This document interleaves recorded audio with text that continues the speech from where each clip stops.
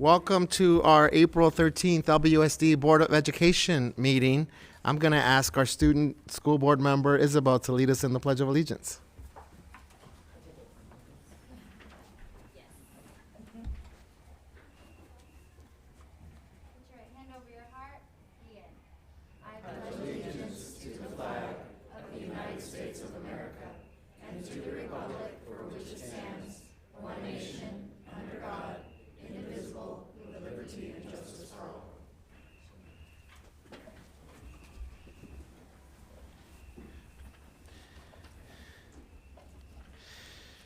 How about that, Dr. Baker? We're mid-April already. So we welcome those who are here for the purposes of addressing the board at the proper time and in the order of their request. If you wish to speak during the meeting, please fill out a form. I have the forms up here, indicating your name and the agenda item to which you wish to address. You may also make a request to give testimony on an item not listed for discussion today. However, full discussion on any items not listed on the agenda will have to be delayed until such a time as the item can be publicly posted in advance as a regular agenda item. If you wish to ask questions, please address them to the chair and not to individual members of the board or staff. In closed session today, the board took the following reportable actions. Number one, it approved the final settlement agreement and general release of claims in OAH case number 20211205563.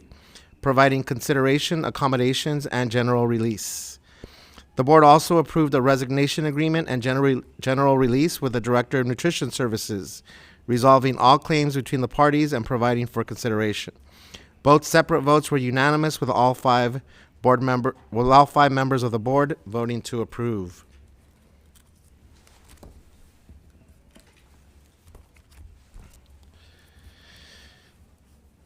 So we'll move on to public hearing. We have none today.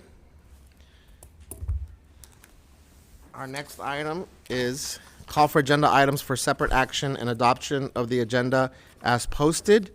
And I'd like to make a motion here to amend this item. In light of the recent tentative agreement that has been reached with CSEA, staff would like to recommend that the Board of Education take action solely to accept the fact-finding report. This amendment removes the language, quote, approve the recommendations from that agenda item. Since the publication of the fact-finding report on April 8th, the district and CSEA have reached a tentative agreement on all pending issues, including compensation for the 2019-2020 and 2020-2021 school years. The tentative agreement is subject to ratification by CSEA bargaining unit members and approval by our Board of Education. We anticipate that the CSEA ratification vote to take place within the next few weeks. Once ratified by CSEA, the tentative agreement will be presented to the board for consideration and approval. That's my motion. Colleagues, do we have a second? Any discussion? Very well. All those in favor vote aye. Aye. Any opposed? No abstentions? Yeah, Mr. Miller is not voting with us today. So let's do it again, just for clarification. All those in favor? Aye. Aye. Any opposed? And no abstentions. So that passes 4-0. Any other amendments to our agenda tonight? Proposed amendments? Okay. Let's approve the minutes from our March 16th board meeting. Move approval? Second. Any discussion? Okay, let's take a vote. All those in favor? Aye. Aye. Any opposed? No, and no abstentions. So that passes 4-0. The really cool part of the night, we get to introduce Isabel Lau from CAPS for your school board member report. All right, thank you. Nice to meet you, everybody. Thank you for having me tonight. My name is Isabel Lau, and I'm the Associated Student Body President-elect for the 2022-2023 term at CAMS. So for our report, we recently had our annual dance show this past weekend at Jordan High School with a total of 41 dances from various cultures and clubs. We even had performances from our teachers, and overall, we had a great turnout and it went really well. Earlier in this semester, we had our first multicultural fair in 2 years. It was extremely lively with performances from a variety of cultures. We also had our cultural clubs such as Mecha, Black Student Alliance, and Dear Asian Youth, which I am president of, set up booths in the quad to share their culture with everyone. Students were additionally encouraged to wear their traditional clothing, which made our campus extra vibrant and diverse on that day. On that same day, we had our Sadie's Hawken Dance, which also had not been held in 2 years. Our ASB board planned that in a very tight 3-week deadline, but we still had a great turnout and raised a total of $1,000. WASC accreditation also came to our school and made a visit. They were very impressed by our student body and campus. They had discussions with our ASB class as well as just a select group of students about life at CAMS, our academic rigor, stress, and more. Tomorrow we hold another resume workshop this year in the College and Career Center. Other upcoming events include our freshman welcome for our newly admitted class of 2026, and admissions for their class come out this Friday. We are also training our new link crew leaders for this event and orientation later in August. As of right now, students are currently hard at work studying for AP exams, which are coming up in about a month.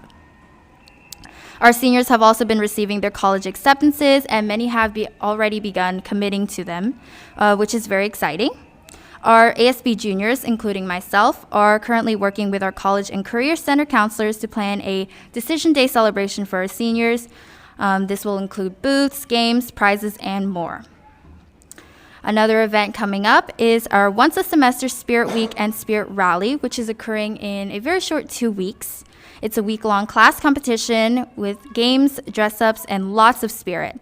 The week ends in a culmination of everything through each class's lip-sync performance. This is judged by teachers, and we have an ultimate winner at the end.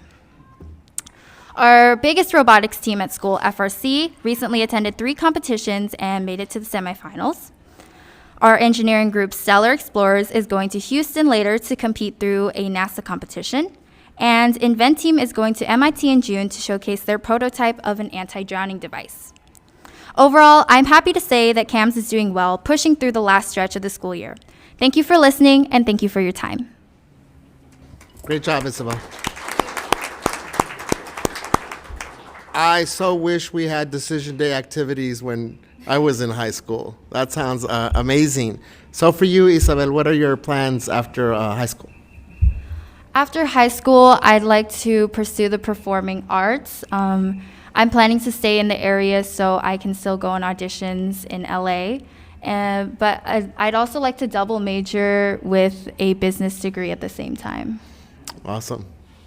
Business and performing. I like it. Yes. Colleagues, any remarks for our school board member? Thank you. Thank you for coming. Thank you for having me. This university right here has an excellent both Anderson School of Business and a Performing Arts degree. Put that away somewhere, Isabel, for now. Thank you, Isabel. You're more than welcome to excuse yourself. We know you have a lot of school activities going on right now, as you shared in your board report. So thank you for joining us tonight. Thank you. We will move on to recognitions and acknowledgements, our Green School Awards. Thank you. So we're actually going to start with a video, and then Dr. Kale will answer questions that come from the video.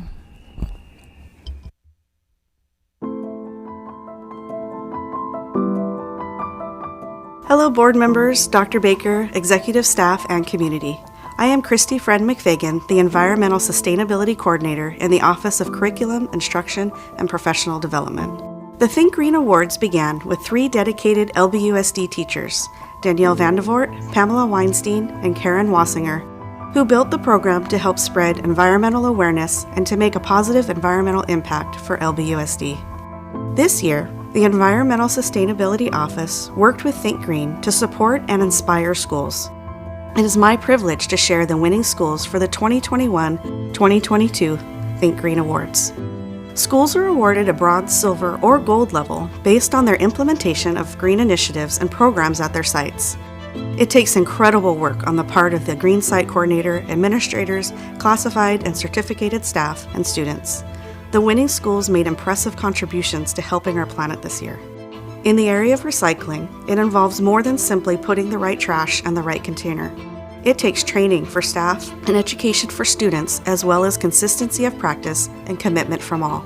Schools ensure policies for double-sided copies, reusing single-sided paper, systems for trash bin collection and curbside service, and making sure there are paired trash and recycle bins and signage displayed for reminders. In the area of food recovery, sorting stations are set up to reduce food waste going to the landfill. Unused and unwanted food is safely recovered and sent to help those in need in shelters, the homeless, and places like the Long Beach Mission. Schools partner with groups like Food Finders or take it upon themselves to deliver food to those in need. Also in the sorting stations, students only take utensils and sauce packets as needed, rather than being handed out to everyone, and trash is appropriately sorted in the stations to continue to ensure recycling is taking place. Students pour out liquids to help reduce the weight of trash going into the larger bins. Some schools are composting on their own campus or taking organic waste to composting sites. One school custodian shared with me that the amount of trash bags went from 16 at lunch to 4. This takes coordination with custodians, recreation aides, and cafeteria staff, as well as training students, administrators, and teachers. It is a lot of work, but think of the difference being made for our environment. Other efforts are being made to win Think Green Awards. Environmental and garden clubs, where students are experiencing lessons and participating in activities to help them become environmental leaders. Winning schools are also safely organizing waste reduction events, clothing, shoes, books, school supplies, and e-waste. To honor their hard work and dedication, the Think Green schools are given a monetary award based on their bronze, silver, or gold level of achievement to continue to grow their green programs. Congratulations to all of the winners. And remember to think green.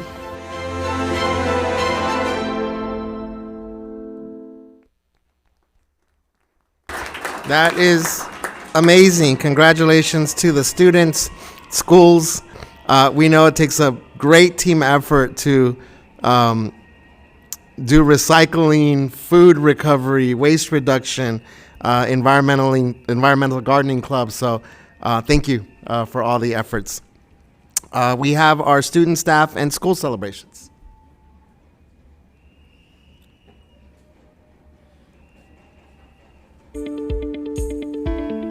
My name is Darren. I am a teacher on special assignment. I teach Khmer language here at Wilson High School. And I also work with the OCIPD in the multilingual office and help to develop a Khmer language program at Whittier Elementary.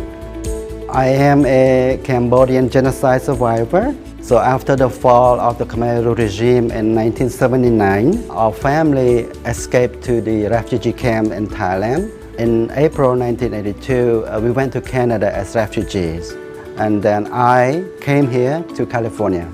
At first, I worked as a school community worker at Lincoln Elementary as an interpreter, and then OCIPD hired me to help with the Khmer program there.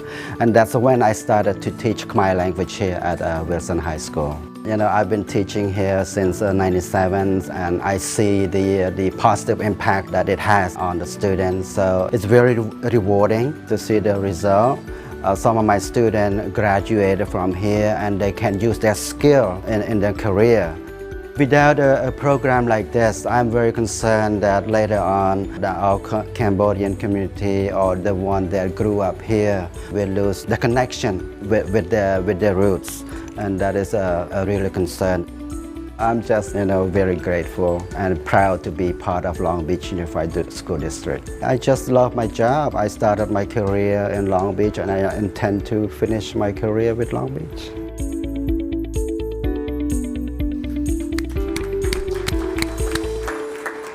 That is great. Did I hear correctly? 1997, he said he started teaching, 25 years teaching Khmer in our district.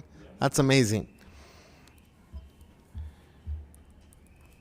So we will move on to public testimony on items listed on the agenda. I have a list here of individuals that have submitted for public speaking. So we will start off, Mr. Suarez, with Jerlene Tatum.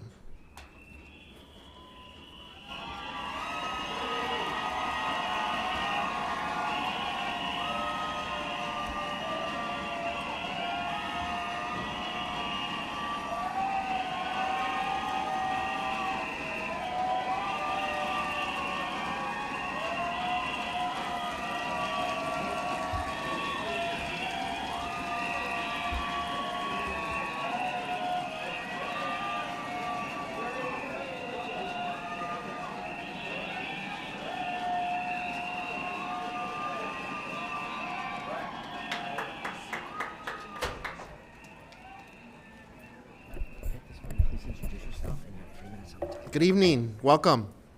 Good evening. My name is Jerlene Tatum, LBUSD parent, 90810. I'm here to speak on agenda item 20.5, but before I get to the agenda item, I just wanted to make a request that in the process for public comment, that you are equitable in that process, because when you're not equitable, it violates the trust of community. In our the last meeting, someone was allowed to advance from slot 14 to slot 1 to come in and speak, a retired employee, and then the public comment was shut down when there were 3 people left. So in the future, please don't do that, because that's a violation of trust and it creates barriers for community to share their voices. Agenda item 20.5, the Comprehensive Safety Plan. I'm here with a collective, a group of individuals to remind you of the life of Mona Rodriguez. So before I speak, I would like to ask if you would all take a few moments of silence in her memory.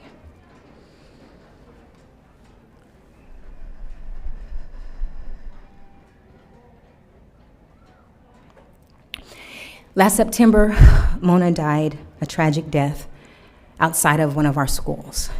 And since then, several of us have had the privilege to represent community and sit with executive staff of LBUSD to talk about safety and what it means to us and what we would like to see happen. So we were very surprised when we saw agenda item 20.5, and it left us with a lot of questions. Some of the questions were, how does this comprehensive safety plan connect to what happens to our children when they're coming to and from school? How does this plan connect to the plan that the school district has committed to establishing with community? How does this plan connect with other leadership bases outside of the school district when there are incidents that happen to our youth to and from school? If there isn't a connection, how can the dots be connected? Please do not create more policies in a vacuum without taking a holistic look at safety for all of our children. And when you make this plan, please remember the life of Mona Rodriguez. Thank you.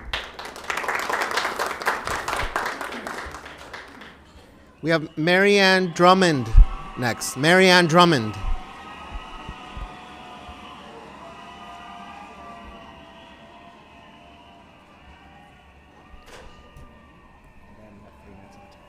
Good evening, welcome. Thank you. Hi, my name is Marianne Drummond. I am a teacher at Wilson High School. I went here to speak to safety. Of course, we need safety at school sites in a dire way. It is the most perilous thing I've seen in 22 years, where we stand at the moment. And of course, we know that students are coming in with a myriad of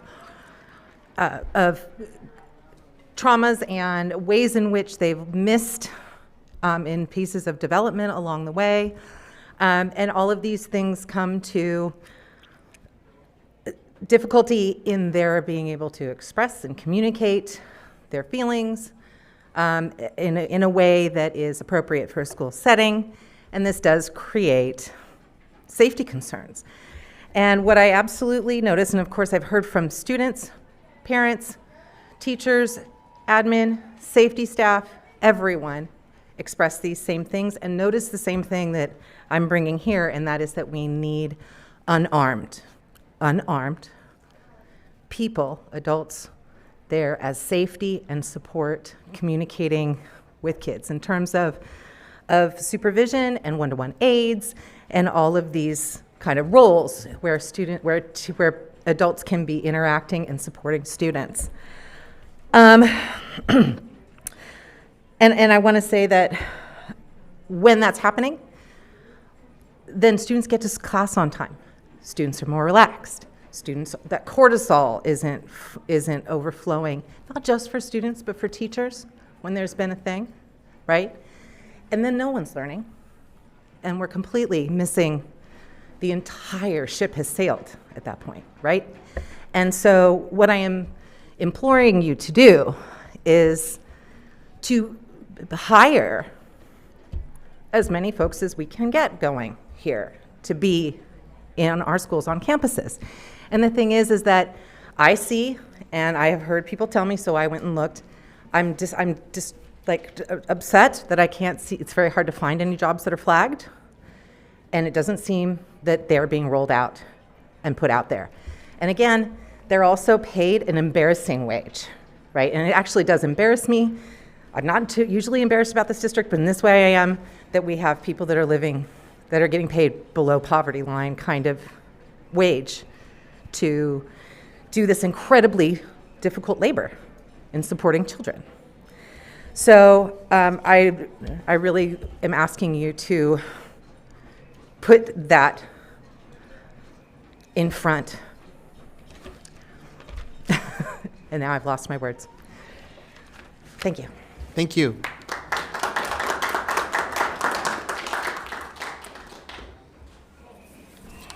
Kim Tabari, Mr. Suarez.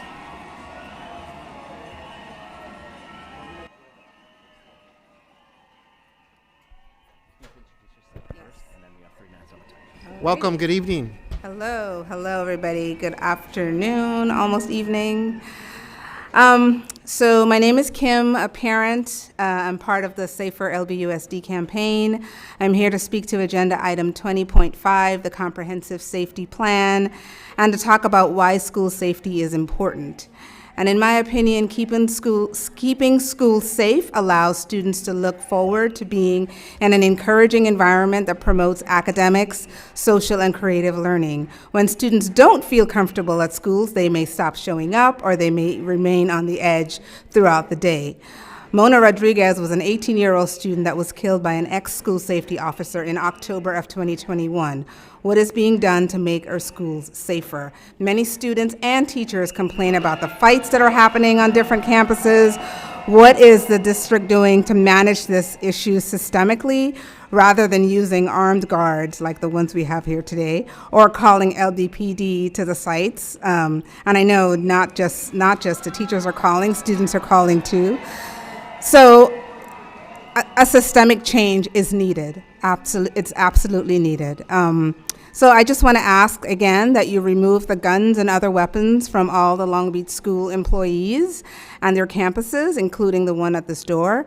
I'm also asking for reinvestment in teachers, school support staff, mental health professionals, restorative justice counselors, conflict resolution specialists, and healing circles. I'm asking that this board commit to immediate policy changes that ensure safer LBUSD schools. Justice for Mona. Thank you. Thank you.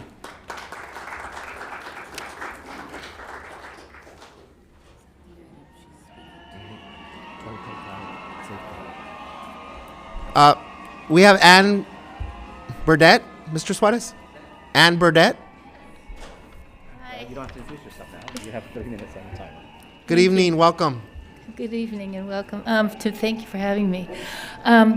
I am Ann Burdette. I am a faith-rooted organizer from CLU, which is Clergy and Laity United for Economic Justice. I'm here on item 20.5. Our kids, and I emphasize our children, have been through a lot in the last 2 years. They have watched loved ones die. They've experienced housing and food insecurity, and they've seen horribly graphic images of murders by authorities. In my 25 years of teaching, I have seen that the school has provided a haven for children, a safe place that offers an alternative to the stresses of their lives. It is their space, a space where they can focus on themselves and where their welfare is preeminent. I want us all to imagine walking into a regular community meeting or church meeting and always being met with an armed guard. And I wonder, does that image make you feel safe? We have been sold the narrative that guns make us safe. If you feel nervous, you buy a gun. You don't trust your neighbor, have a gun ready. You want to keep your family safe, be sure you have a gun, preferably loaded and ready to go. I remember when I was teaching, the NRA touted the idea that teachers should be armed and that the narrative that the only way To stop a bad guy with a gun was to have a good guy with a gun there. And we saw how that worked out for Mona. From the standpoint of a faith community, the presence of armed guards in our children's schools is morally and spiritually wrong. Our children deserve real safety, counselors and teachers they trust, restorative justice programs that stress inclusion, not othering.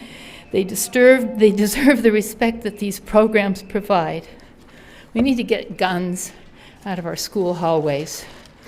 So I'm asking that this board commit to the immediate policy changes that ensure a safer Long Beach school by defunding the school safety department and creating a safer school climate department which centers care of children, not cops. Thank you. Thank you. We have Xochitl Gonzalez next. Xochitl.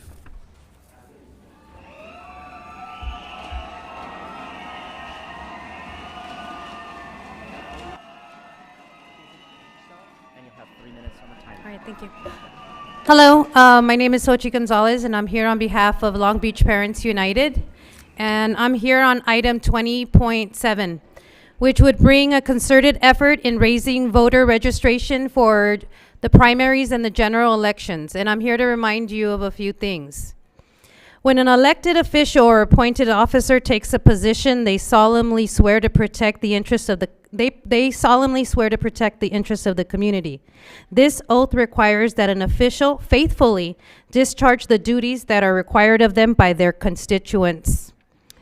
This requires the protection of all classes in our society, not just one. My concern is that the school board trustees and city council members are willfully not talking about or educating the community about the current legislative bills that the legislators in Sacramento are secretly trying to pass. 9 out of 10 people are unaware of these extreme bills. Long Beach Senator Lina Gonzalez is on the Health Committee for 6 of these extreme bills.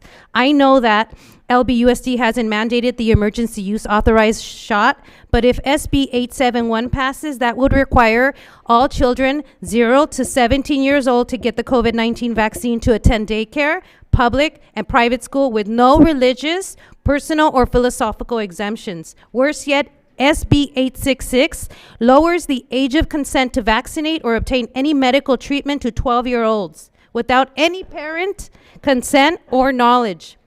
Senator Lina Gonzalez is on the Health Committee for all these bills. It's important for parents, and I'm talking to you at home, to contact Senator Gonzalez and make your opposition known. And contact Assemblymember Patrick O'Donnell. Make your opposition known to all these 10 bad bills. Then there's AB 1993 that is currently on pause but not dead, that would require all employees, including independent contractors, to show proof of emergency of the shot, which, by the way, has not been proven to be effective. If this passes, this would disenfranchise the elderly because they would be required to show a digital passport, and they don't have smartphones, okay?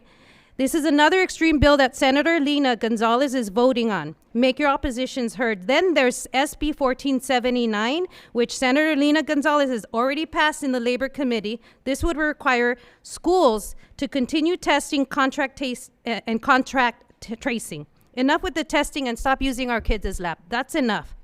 There's so many other extreme bills that I don't have time to speak on, but I encourage all the parents to engage with their communities and follow us at Long Beach Parents United. We have templates, we have flyers. We need to canvass our community, and we need to remind the elected officials and the appointed officials that you work for us, that you work for us. We do not work for you.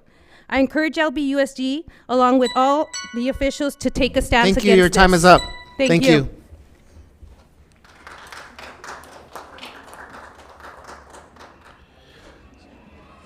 So, Mr. Suarez, those were all the names that I had for agenda items. So we'll move on to non-agenda. And I have Enrique Chavez. Hi, good evening, board members.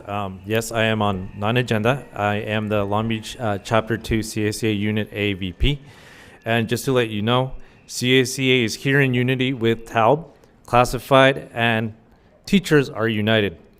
So I will talk about several things that are not on the agenda. First of all, we did TA on the contract. Just so you know, it is now in the hands of the members. They have a right to say yes or no on that contract. But now I'm moving on to the MOUs that are pending. I don't know if you guys knew, but on the return to work MOU, we have gone to impasse with the district. The biggest issue is we look at LA Unified and we see that they got $2,500, not only their classified staff, but their teacher staff to return to work in these conditions, which officially the pandemic hasn't been over. Yet when we bring up, and we're only asking for $2,250 for all classified, yet we keep hitting the same road bump. The parameters. Board members, there's $400 million in COVID relief funds, and those $400 million was meant to be used for the students and staff. That is how LA Unified paid their teachers and their classified members a $2,500 stipend. So again, board members, allow parameters so your district negotiating team can offer something. Again, that is the last bump on that return to work MOU. Second, the Juneteenth MOU that we're working on, we've hit another road bump. It was officially declared a federal holiday starting last school year. You had employees working on a federal holiday with no retro, nothing to show for it. So again, the only reason that we're talking about the Juneteenth MOU was because CACA put a statewide lawsuit and Long Beach Unified was included in that. So again, board members, open the parameters so we're able to finish these MOUs. Thank you. Thank you. We have Sergio Bonilla next. Hi, I'm Sergio Good Bonilla. evening. Good evening. So I'm here to cover a couple of topics. One of the topics is classified employees, obviously, but I wanted to talk about the 400 openings that are still in place, even though I spoke regarding this maybe over 3 months ago. So if there's a hiring freeze, you guys need to work on that. We've already talked to PC regarding this, which PC stands for Personnel Commission. Right now we have overworked custodians that are working specifically at my site. This particular custodian is a custodian supervisor, not only has to work at our site, but has to work at the CDC site. And there's just so much they can do. He's literally exhausted because there are no additional custodians. It's not that there aren't openings. There are plenty of openings. For some strange reason, we haven't seen any of these openings posted. And if they are posted, they're not being hired. So you might want to speak to whoever's in charge of that department and get that fixed. Anyways, I'm here also to be part of CSEA and TALB. I'm here to support them. And I did want to speak a little bit while I have a few minutes left regarding the return to work MOU. Once again, we're hitting roadblocks and we're back to the same old. I'm not wanting to spend another 13 or 14 months trying to negotiate on something that can easily be negotiated and quickly done with. It shouldn't take this long. You guys need to have a team that's willing to work with us, not against us. I mean, we're all in the same boat. Literally, we are a team. I mean, we're talking about the teachers and the classified employees. And if you guys don't see us that way, then you guys need to reevaluate. The last thing I do want to say is that I've noticed a greater amount of TOSAs that are being hired, and in my opinion, they're replacing the classified. So you might want to look at that as well. Thank you for your time.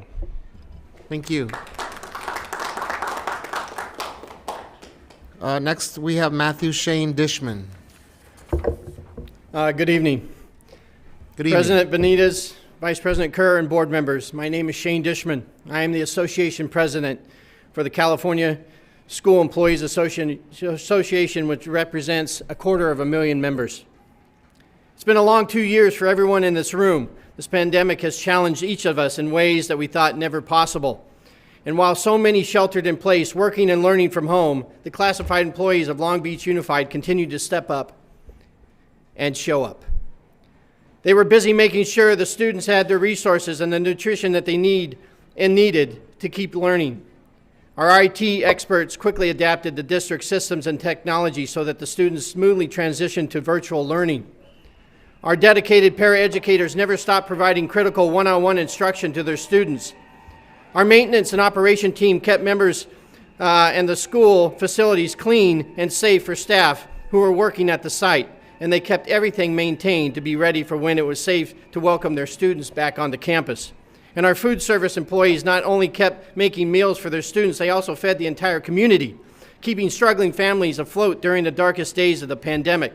While so many sheltered in the safety of their homes, the dedicated classified employees at Long Beach Unified stepped up and showed up, despite the significant health risks to them and their families.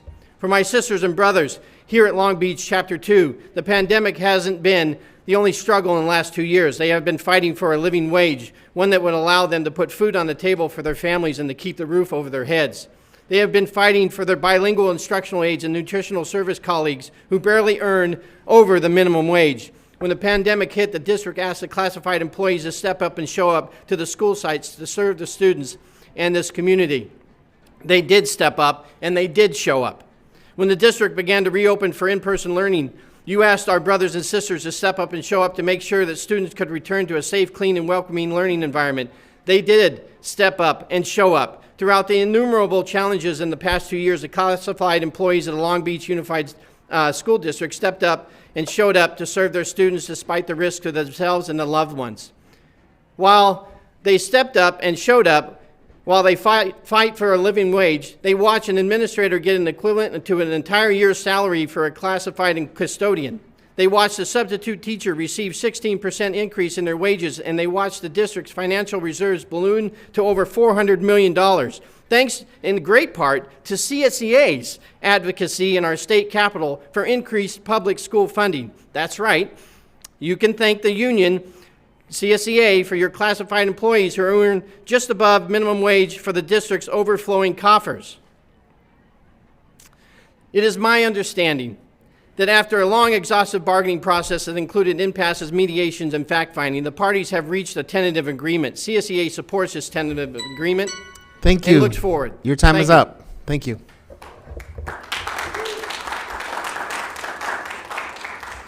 Next, we have Viola Mae Bledsoe.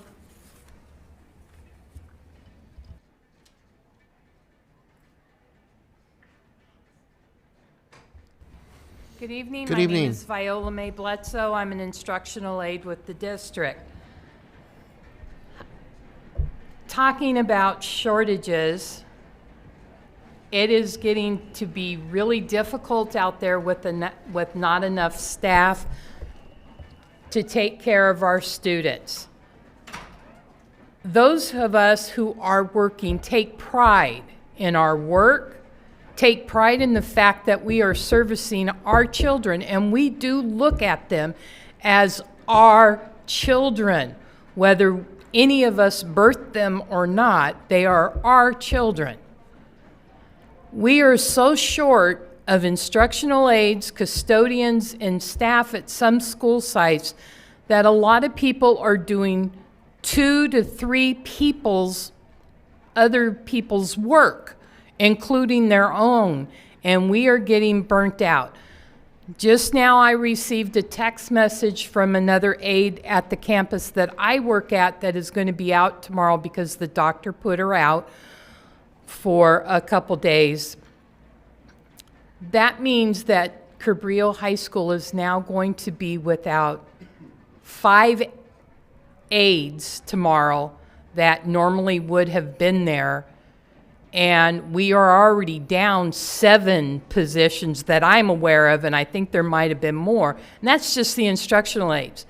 I'm not talking about the 3 or 4 custodians we're missing, or some of the office staff that we're missing, that we sometimes have a substitute for and sometimes don't. But we don't get substitutes for instructional aides.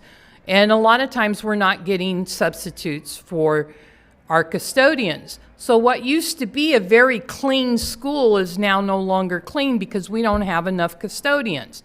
And this is not just a Cabrillo issue, this is a district issue. I'm not sure if there's a hiring freeze or not, or what the issue is, why we are not getting the help that we need, whether it be on our paycheck or be with other people in more staff on the campuses, but something's got to give. You are getting people at your sites that are so burnt out in trying to do their job. Teachers, classified, we're tired. We're trying to do our best. And I'm going to tell you something that happened today. Now, all year, there's been issues with the restrooms, mostly at high schools, but I'm sure some junior high schools with the damages being done. Well, now we have an issue with the staff restrooms not having supplies in them. So now we're going to have to start bringing in our own supplies for the restroom. Your time is up. Thank you.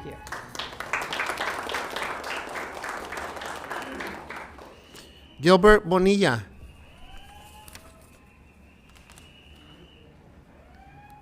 Good evening. Good evening. Good evening, President Benitez, Board of Ed members, superintendent, staff. I'm here on April 13th. This is my son's birthday, but I'm here. Say hi. Happy birthday. Say thank you. We're here to, well, I'm here to advocate for our brothers and sisters, as well as tell, we're all here, we're all suffering. Inflation has gone up 7%.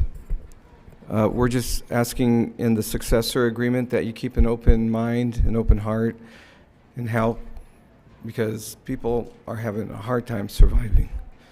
We need that money to survive. People are going to start leaving. You're going to have a lot of holes in the ship that we're all on. And if we don't start plugging those holes, this ship is going to sink eventually. So please keep that in mind. I'm going to start short here. I just want you guys to really consider that in the future as we get together for our next successor agreement, because we're, or we're just going to keep hearing, we're all going to be here just, pleading to you to help our brothers and sisters. Thank you for your time. Thank you.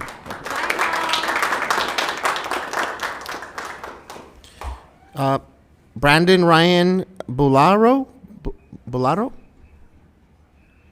Can you help me with your name, Brian? My name is Brandon Bulaoro.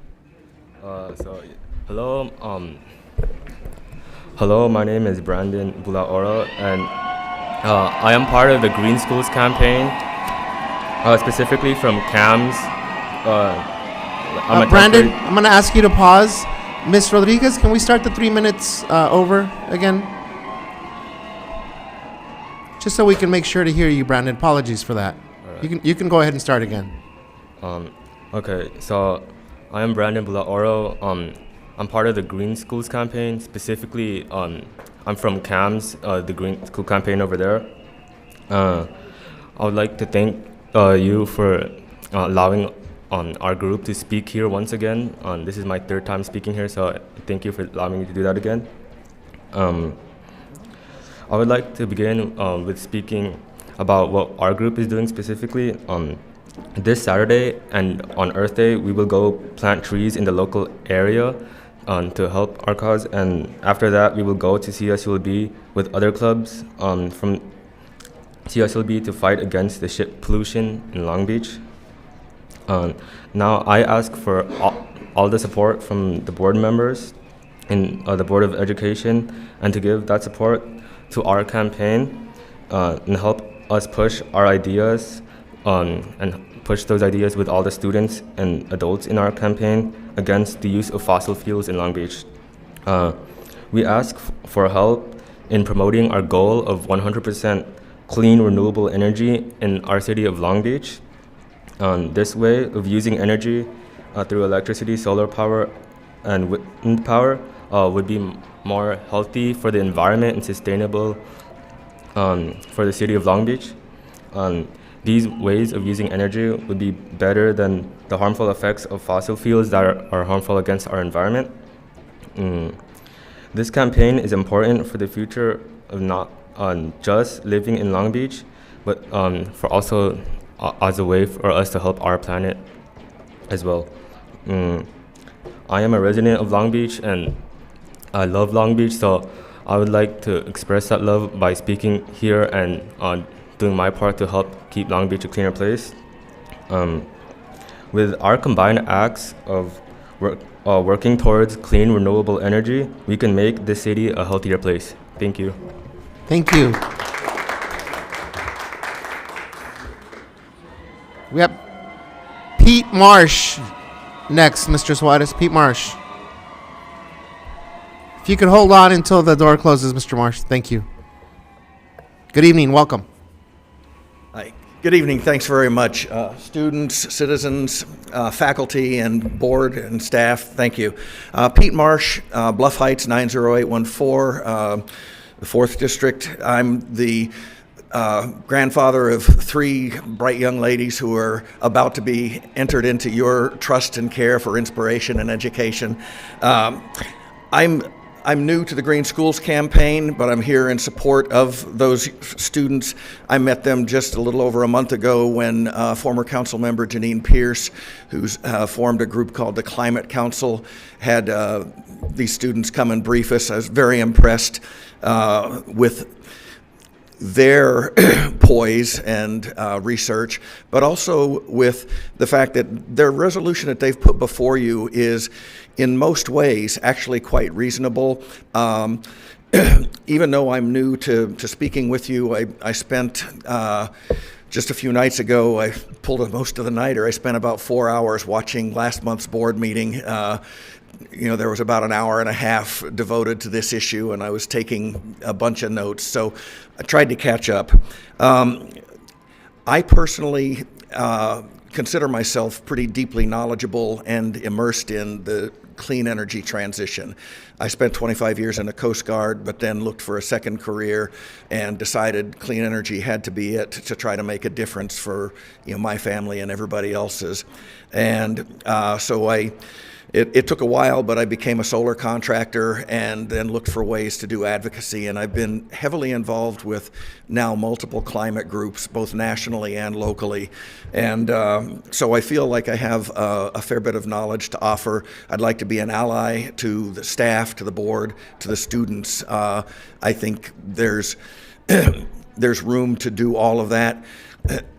The things that struck me about the discussion about the resolution last month were concern about costs, as they absolutely should be, concern about technical feasibility and viability of getting there, and I have quite a few suggestions that I think can help all that. So no need for detail tonight, but bravo to the students, and I appreciate the words of support that I heard from most of you and from the staff, and I think the district can actually be a role model for how to do the clean energy transition for households and businesses across our city and region.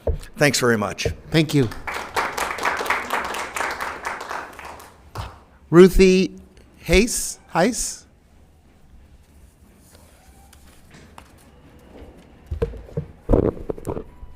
Hi.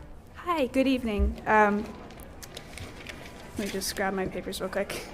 My name is Ruthie Heiss. I've met with many of you in this room individually as part of the Long Beach Green Schools campaign.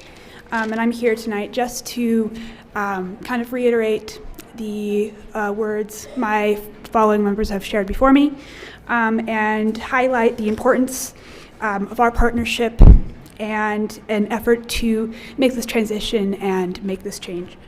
In the next week or so, Earth Day is coming up. My campaign has many ways that we will be participating in this. And across our state and across our country, many classrooms will be learning about and celebrating sustainable changes that they've made, like LAUSD, who will be celebrating commitments to this transition like us today, who are celebrating the awards from the Think Green team towards handling our waste properly. And all across LBUSD, many classrooms are learning about the impacts of these dramatic changes happening to our climate. Like in my AP Environmental Science class, every time we start a new unit, we review our learning target, which is to understand how human actions impact the environment so that we can find solutions to human-caused issues. And the goal of these lessons is to inspire sustainable change and action, and to ensure that there is a better future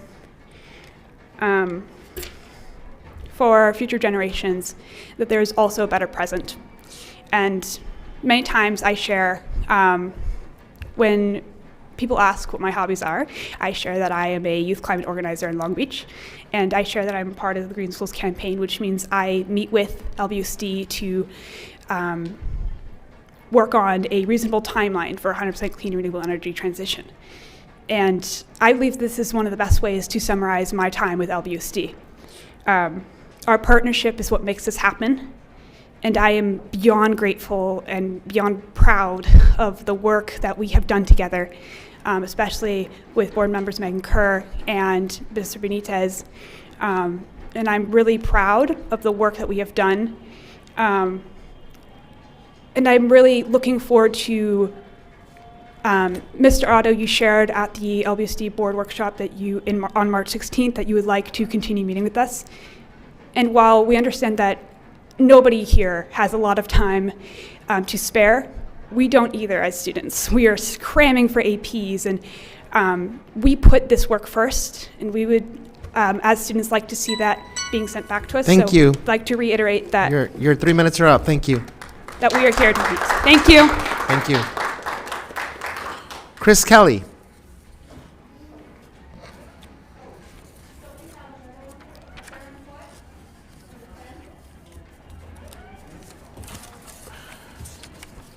You're right. Sorry, I got stuck to the previous one. Karen Foote.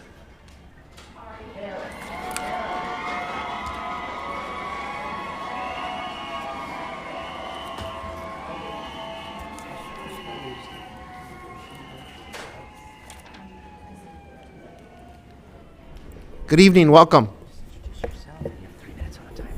Good evening. My name is Karen Foote. I'm a 30-year employee of the school district and a resident of Long Beach. So back again to speak on the instructional aid special staffing shortage. It just seems to me that when a instructional aide needs a 2-year degree to get a job here, and they make about the same amount of money per hour as somebody who works at Costco or In-N-Out Burger or Target or Amazon, who only needs a high school diploma to, to get those jobs. It stands to reason that, yeah, you're going to have a staffing shortage, because who's going to go to school for 2 years and make about the same money and less hours and no medical benefits for, the work that we do.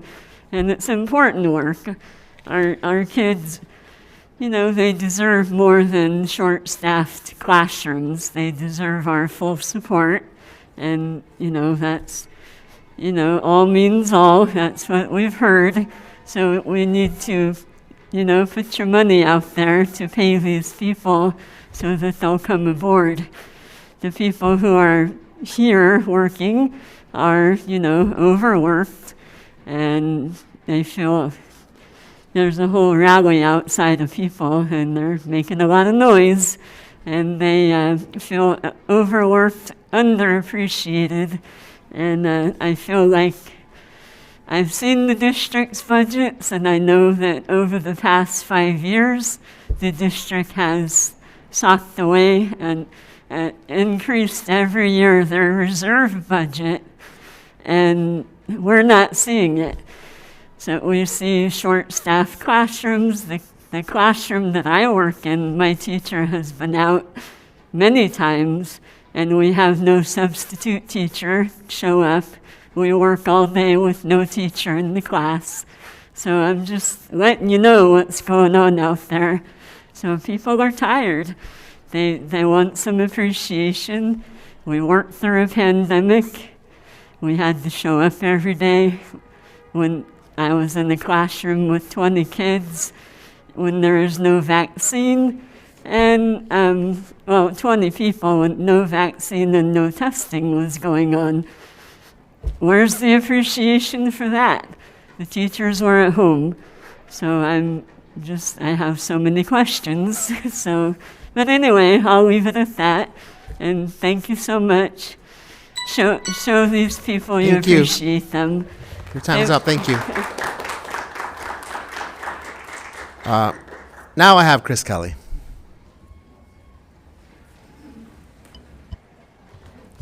Good evening. Good evening.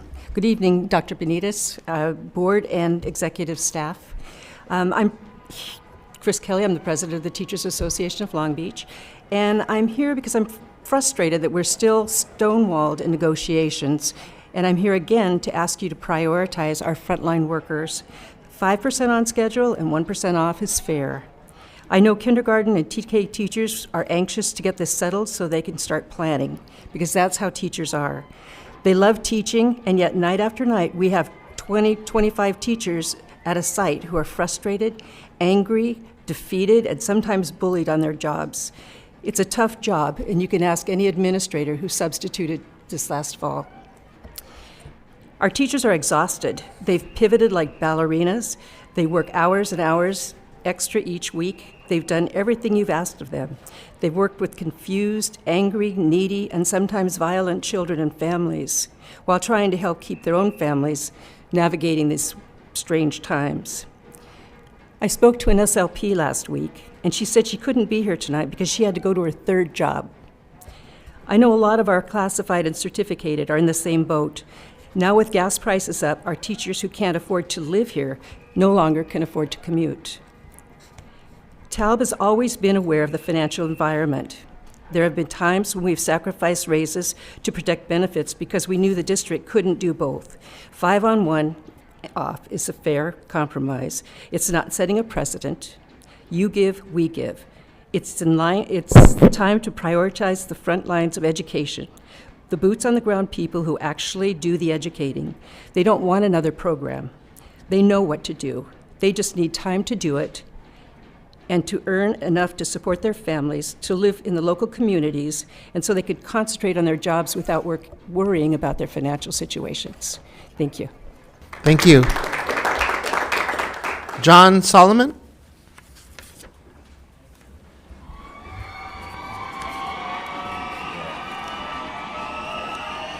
Okay, I guess they're leaving. Good evening.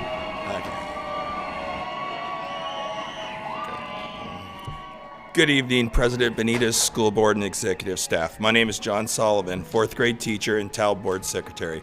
I'm here to speak on items not listed on the agenda. As a teacher, one thing I've always done is be brutally honest with my students. If they are failing, I tell them. If they're doing great, I tell them. I don't sugarcoat anything. Well, today I'm going to be brutally honest with you. Your priorities are completely twisted. Do you hear that noise out there? You can choose to ignore them, but if I were you, I'd take a long, hard listen. To you, they may be a bunch of replaceable, greedy employees. To me, they are the lifeblood of our very existence. Out there stands a few hundred of my union siblings, and they are pissed off. This district is at impasse with its 2 biggest labor groups. You are doing something wrong. School board members, you are in charge of this district. Please do your own research on the finances. Don't be blindsided by their numbers. We hear the same old gloom and doom every year when it comes to salaries. We are sick of hearing of declining enrollment. Declining enrollment equates to declining employees, including declining executive staff. Stop crying poor. You throw money at programs like CIV visits and ILT teams that make executive staff look great but actually do nothing to improve student achievement. You wasted money on last summer's equity training. I've asked several of my members what, if anything, they got out of that training. Most say absolutely nothing. In fact, the only thing most teachers remember is the man with the banjo.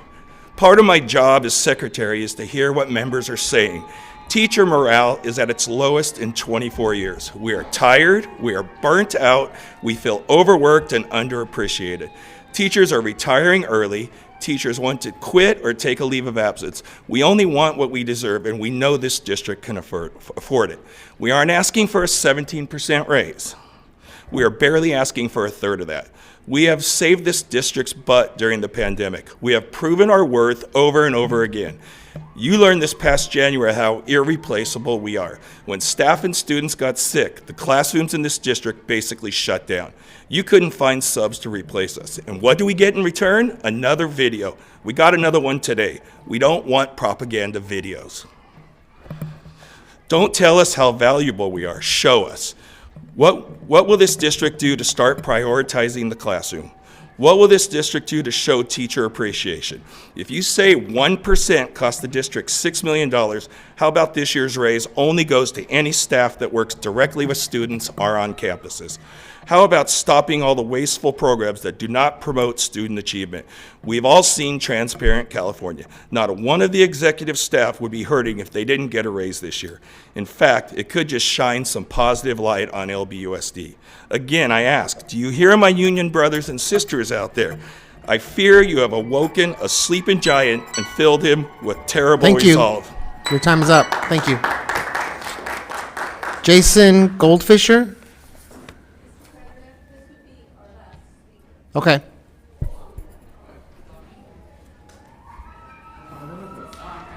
Jason, good evening. All right, good evening, Dr. Benitez and board members. I'm here to talk on one topic tonight, and that topic is facts. Yes, facts. In this day and age, facts can be kind of murky, and sometimes they're whatever people say they are. In the last bargaining update that we received from Long Beach Unified, it stated that teachers received a 21% cumulative raise since 2014, while only receiving a 10% COLA increase from the state. Those facts are true, but they don't tell the whole story. This implies that Long Beach is being very generous with its teachers, and that somehow we are being greedy by refusing a 4% salary increase when inflation is running at 8.5%. We keep hearing about declining enrollment and how that affects our budget and our fiscal solvency. So I went back and I did some research about our enrollment and our budgets. And so board members, this information is all available publicly on the Long Beach Unified website. So what I learned is since 2014, enrollment has gone from 81,000 to 69,000, which is a decrease of about 15%. During that same time, California changed its school funding formula, which brought massive new revenues on top of the 10% COLA. In 2014, Long Beach's budget was $686 million. Last year, it was $1.12 billion. That's an increase of 87%. Declining enrollment has not led to a decrease in LBUSD funding, and it has not led to fiscal insolvency. In fact, the opposite has happened.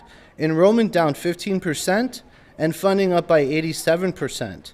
No wonder we have a ballooning reserve.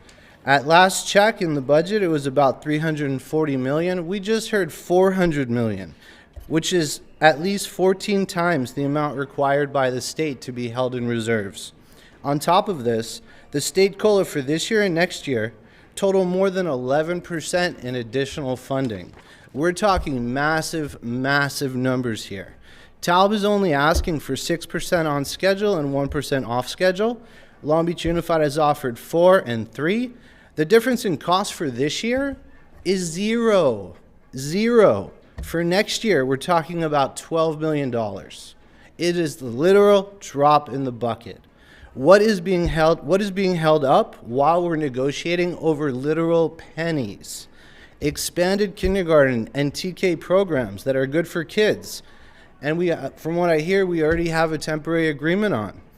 These programs are needed by our communities. These programs will increase enrollment and create pipelines of new students coming into our schools that will stay with us for 12 to 13 years. What better way to stop declining enrollment? Your 3 minutes are up. Colleagues, we have 5 remaining. If we extend it 15 minutes, we can hear the rest of the comments. Okay. So, Jerry Morrison. Good evening, Jerry Morrison, McBride High School, Teachers Association of Long Beach also. And I'd like to echo some of the things that my colleagues have said.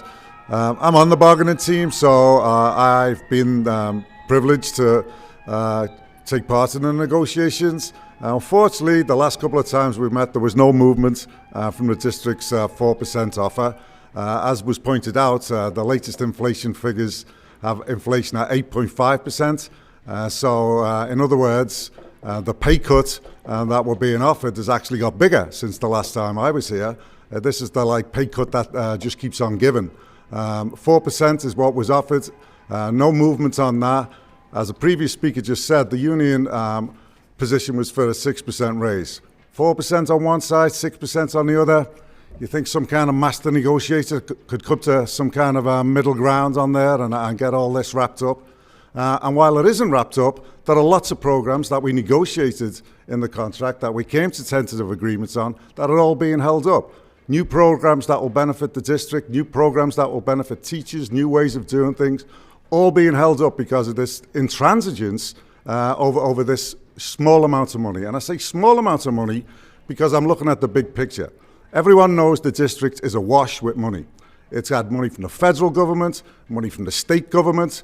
We have people being told that money has to be spent this year. And all this time, we can't make a difference between 4% and 6%. We can't find a middle ground out of that. And we also have the legendary, at this point, reserves. Growing as we speak. They're probably more now than they were 5 minutes ago when I was sitting over there. This is hundreds of millions of dollars. The kind of money that would make some poor countries envious of the dollar reserve that the district has.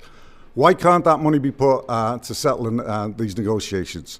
What are we going to do when you have people? Right now it's kind of fairly, good-natured, but I can tell you people are getting angry. I don't remember when there hasn't been one teacher come up to me knowing that I'm on the bargaining team and saying, why aren't we settling? That seems like a reasonable cut. There are always teachers who say that. Not one teacher anyone has ever emailed me, spoken to me, text me. It's all, don't settle for that 4%.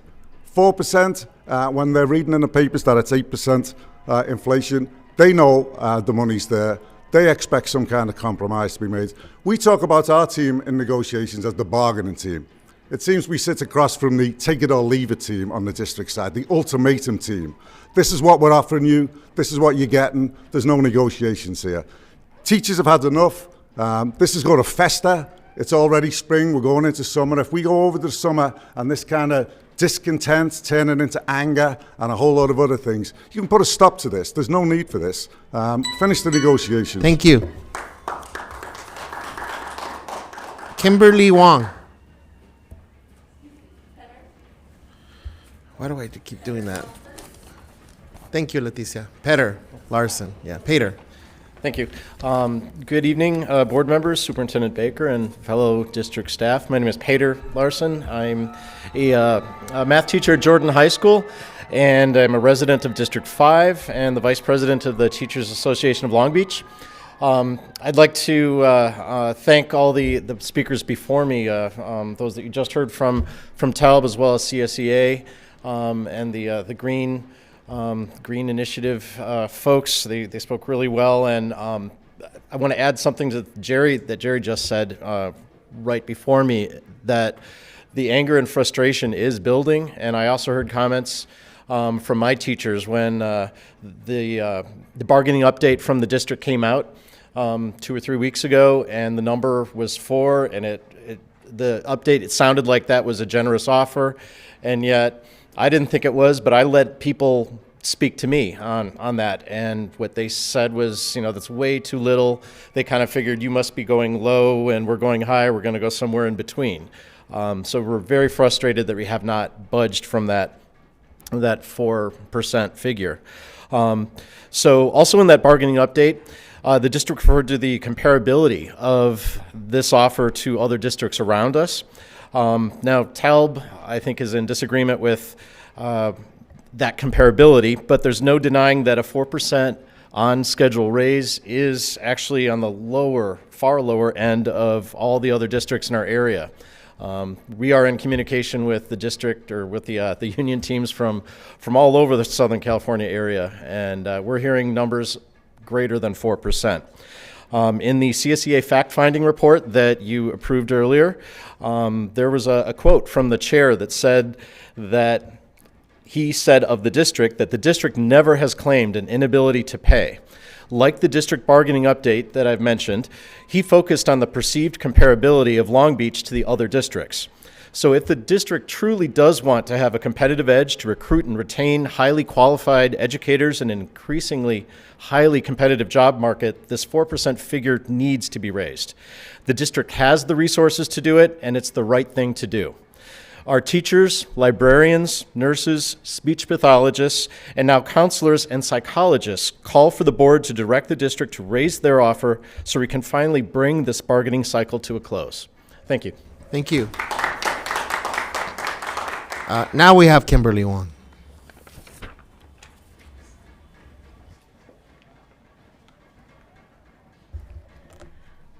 Hello, my Good name evening. is Kimberly Wong, and I'm instructional aide for a school district for over 20 years. I earned my college degree at Cal State Long Beach, and I'm asking the board member and the executive boards to reconsider about the part-timers getting health benefits. I spoke before that no one wants to work 3.8 hours that will stay within this district. Even with the 6 hours, we have to pay for our own insurance. Our cost of living has gone up. The gasoline is around $5.50 per gallon. They prefer to work somewhere else and offer 40 hours. I have tried to apply for a position here as an intermediate office assistant. And successfully, I did not get the job because either one, I don't speak Spanish, or two, a very common excuse kind of say, oh, you don't meet the standard. A college degree, I can't even get a office assistant position.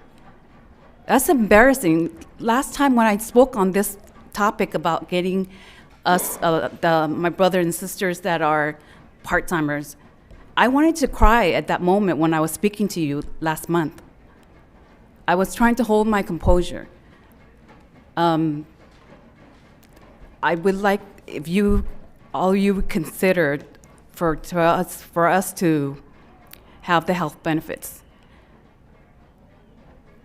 As the part-timers, I'm trying to get it, and I'm pretty sure some of the part-timers in the school district are just tired of it and overworked.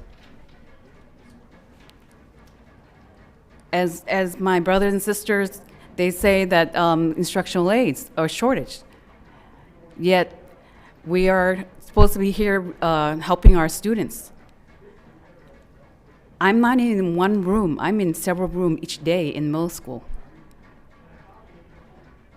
And carrying my stuff around just to go to meet the demand where it's needed. I would like to see one of you follow that footsteps that the district used to have, where one of the admins, follow the classified employees, what we do for the school district. It's very hard. It's not easy. I just want you to reconsider that. Thank you. Thank you. Tim Gilmore.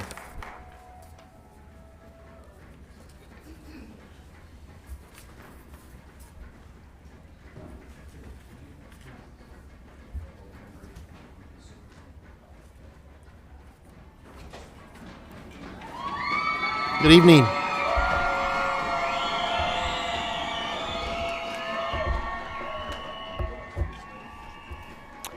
great to be back, I'll tell you. Oh boy.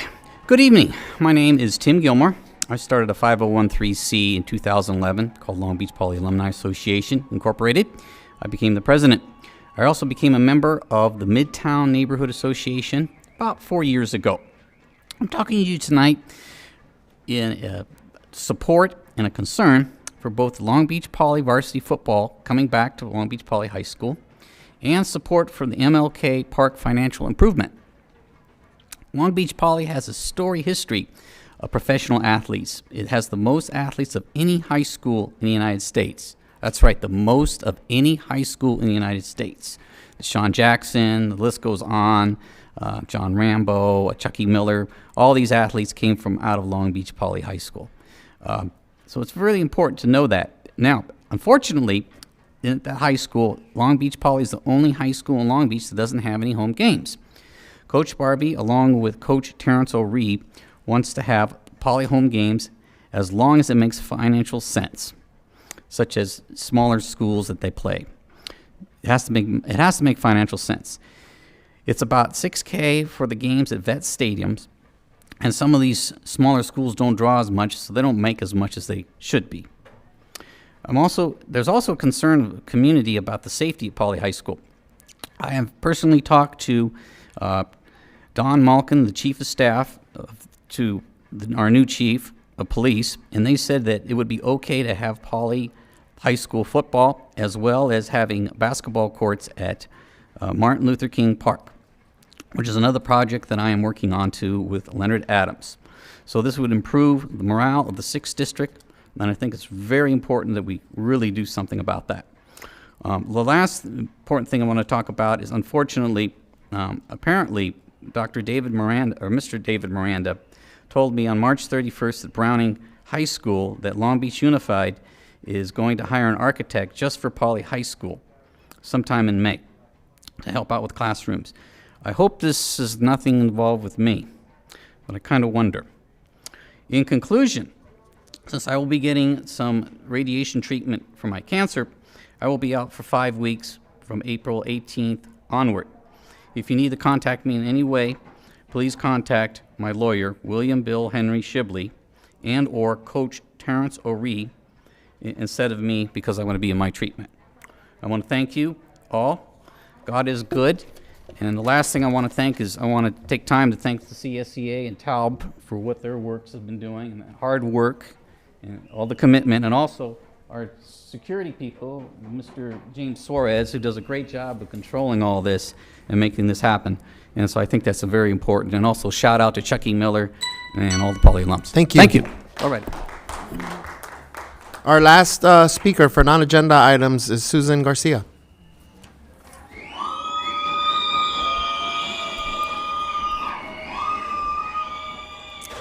Good evening, Susan. Good evening. I'm Susan Garcia. I'm a teacher at Colin Powell Academy, and I am also on the TALB Executive Board, but I'm speaking as an individual. And I come here to talk to you about fiscal priorities. I'm really, really concerned that you guys aren't looking at our fiscal priorities. Let's adjust them.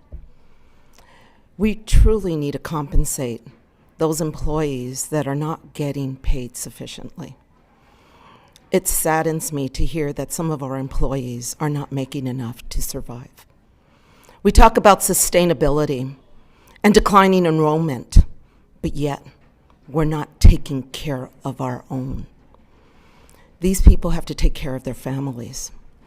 Please take care of them. Look at your line item budget. Look at everything. Cut some of those programs that were mentioned earlier that we don't need. We don't need a lot of this stuff. Trust your teachers. Trust the educators, your frontline workers, all of us. We are out there working hard, and yes, we are tired, and yes, we are angry because we've been working hard, and more and more and more gets asked of us. And this needs to change. Yes, all of us need some compensation. We would love 17% like other individuals, but we're not going to be greedy. We could ask for 10%, but no, We're asking for something that allows people to make up the wage loss because of inflation. You guys had no control of that. I understand that. But do look at the line items. Do look at what we can do. Do something for those employees that are barely surviving. Do something to make your teachers feel whole, because we've been working long hours. Over 80% of our teachers are not feeling good about this district right now. Over 60% of our teachers are not feeling good on how things are handling. We have our TELB safety survey and a climate survey coming out with information, and we'll provide you with additional information on that. I just need to let you know, look at those line items, make the changes we need. Don't go by someone telling you, well, it's not sustainable. We have a declining enrollment. The whole state of California has declining enrollment.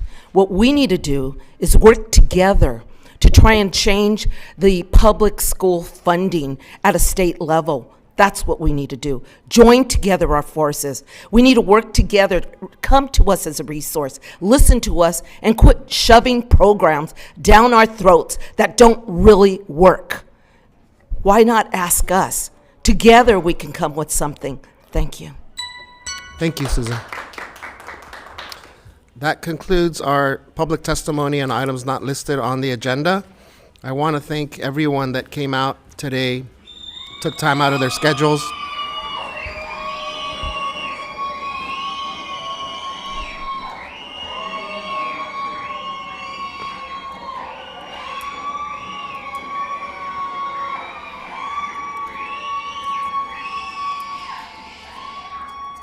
Thank you, Mr. Suarez. So just wanted to thank everyone that took time out of their schedules today to engage our board and our district. As always, public comment is a fundamental part of our democracy. So thank you to everyone that provided public testimony tonight. We will move on to staff reports. And our first item, item 16.1, 2021-2022 semester 1 student growth. Dr. Chris Brown. Thank you. It's a little bit of follow-up from our last board workshop. So I've provided some things for you to replace in your handbook of data that we have, and a few answers to some questions that were brought up during the board workshop. So as you look through the packet that has been provided by my office, the first thing is a new glossary of terms. So I know there were some terms that came up during the board workshop that were asked to be included. So you can rip your old glossary out, we will recycle it, and you can go ahead and replace it with this new glossary. And I'm sure next month I'll provide probably another new glossary, but we'll keep you guys updated. The second packet you have is a median growth. So if you looked in your notebooks, section 1, slide number 23, we presented at the board workshop the growth rates of students by each level. So in other words, we looked at, on iReady, students who in the fall had scored above grade level, on grade level, below grade level, and what their relative growth was towards their target for the median student. And we did that by grade, and the request from the board was to do a breakdown of that by demographic subgroups. So what you have are 2 pages that would fall right after slide number 23 in your original packet for page 1, and it shows the demographic breakdown growth by performance level. And so just to orient you to that, if you look at the first page, for example, African American students in grade 1, students who were on or above grade level at the start of the school year have met 59% is the median who have met their growth target. Now, remember, halfway through the year, 50% is what we're going for, right? So they're slightly above pace to make 100%. And you can see that you've got every breakdown here for every band. And the patterns, while slightly different from group to group, overall generally mimic the overall patterns that we were seeing in the original slide number 23. So that's the update on that. The next packet you have is to replace and follow slide 11 in that first packet.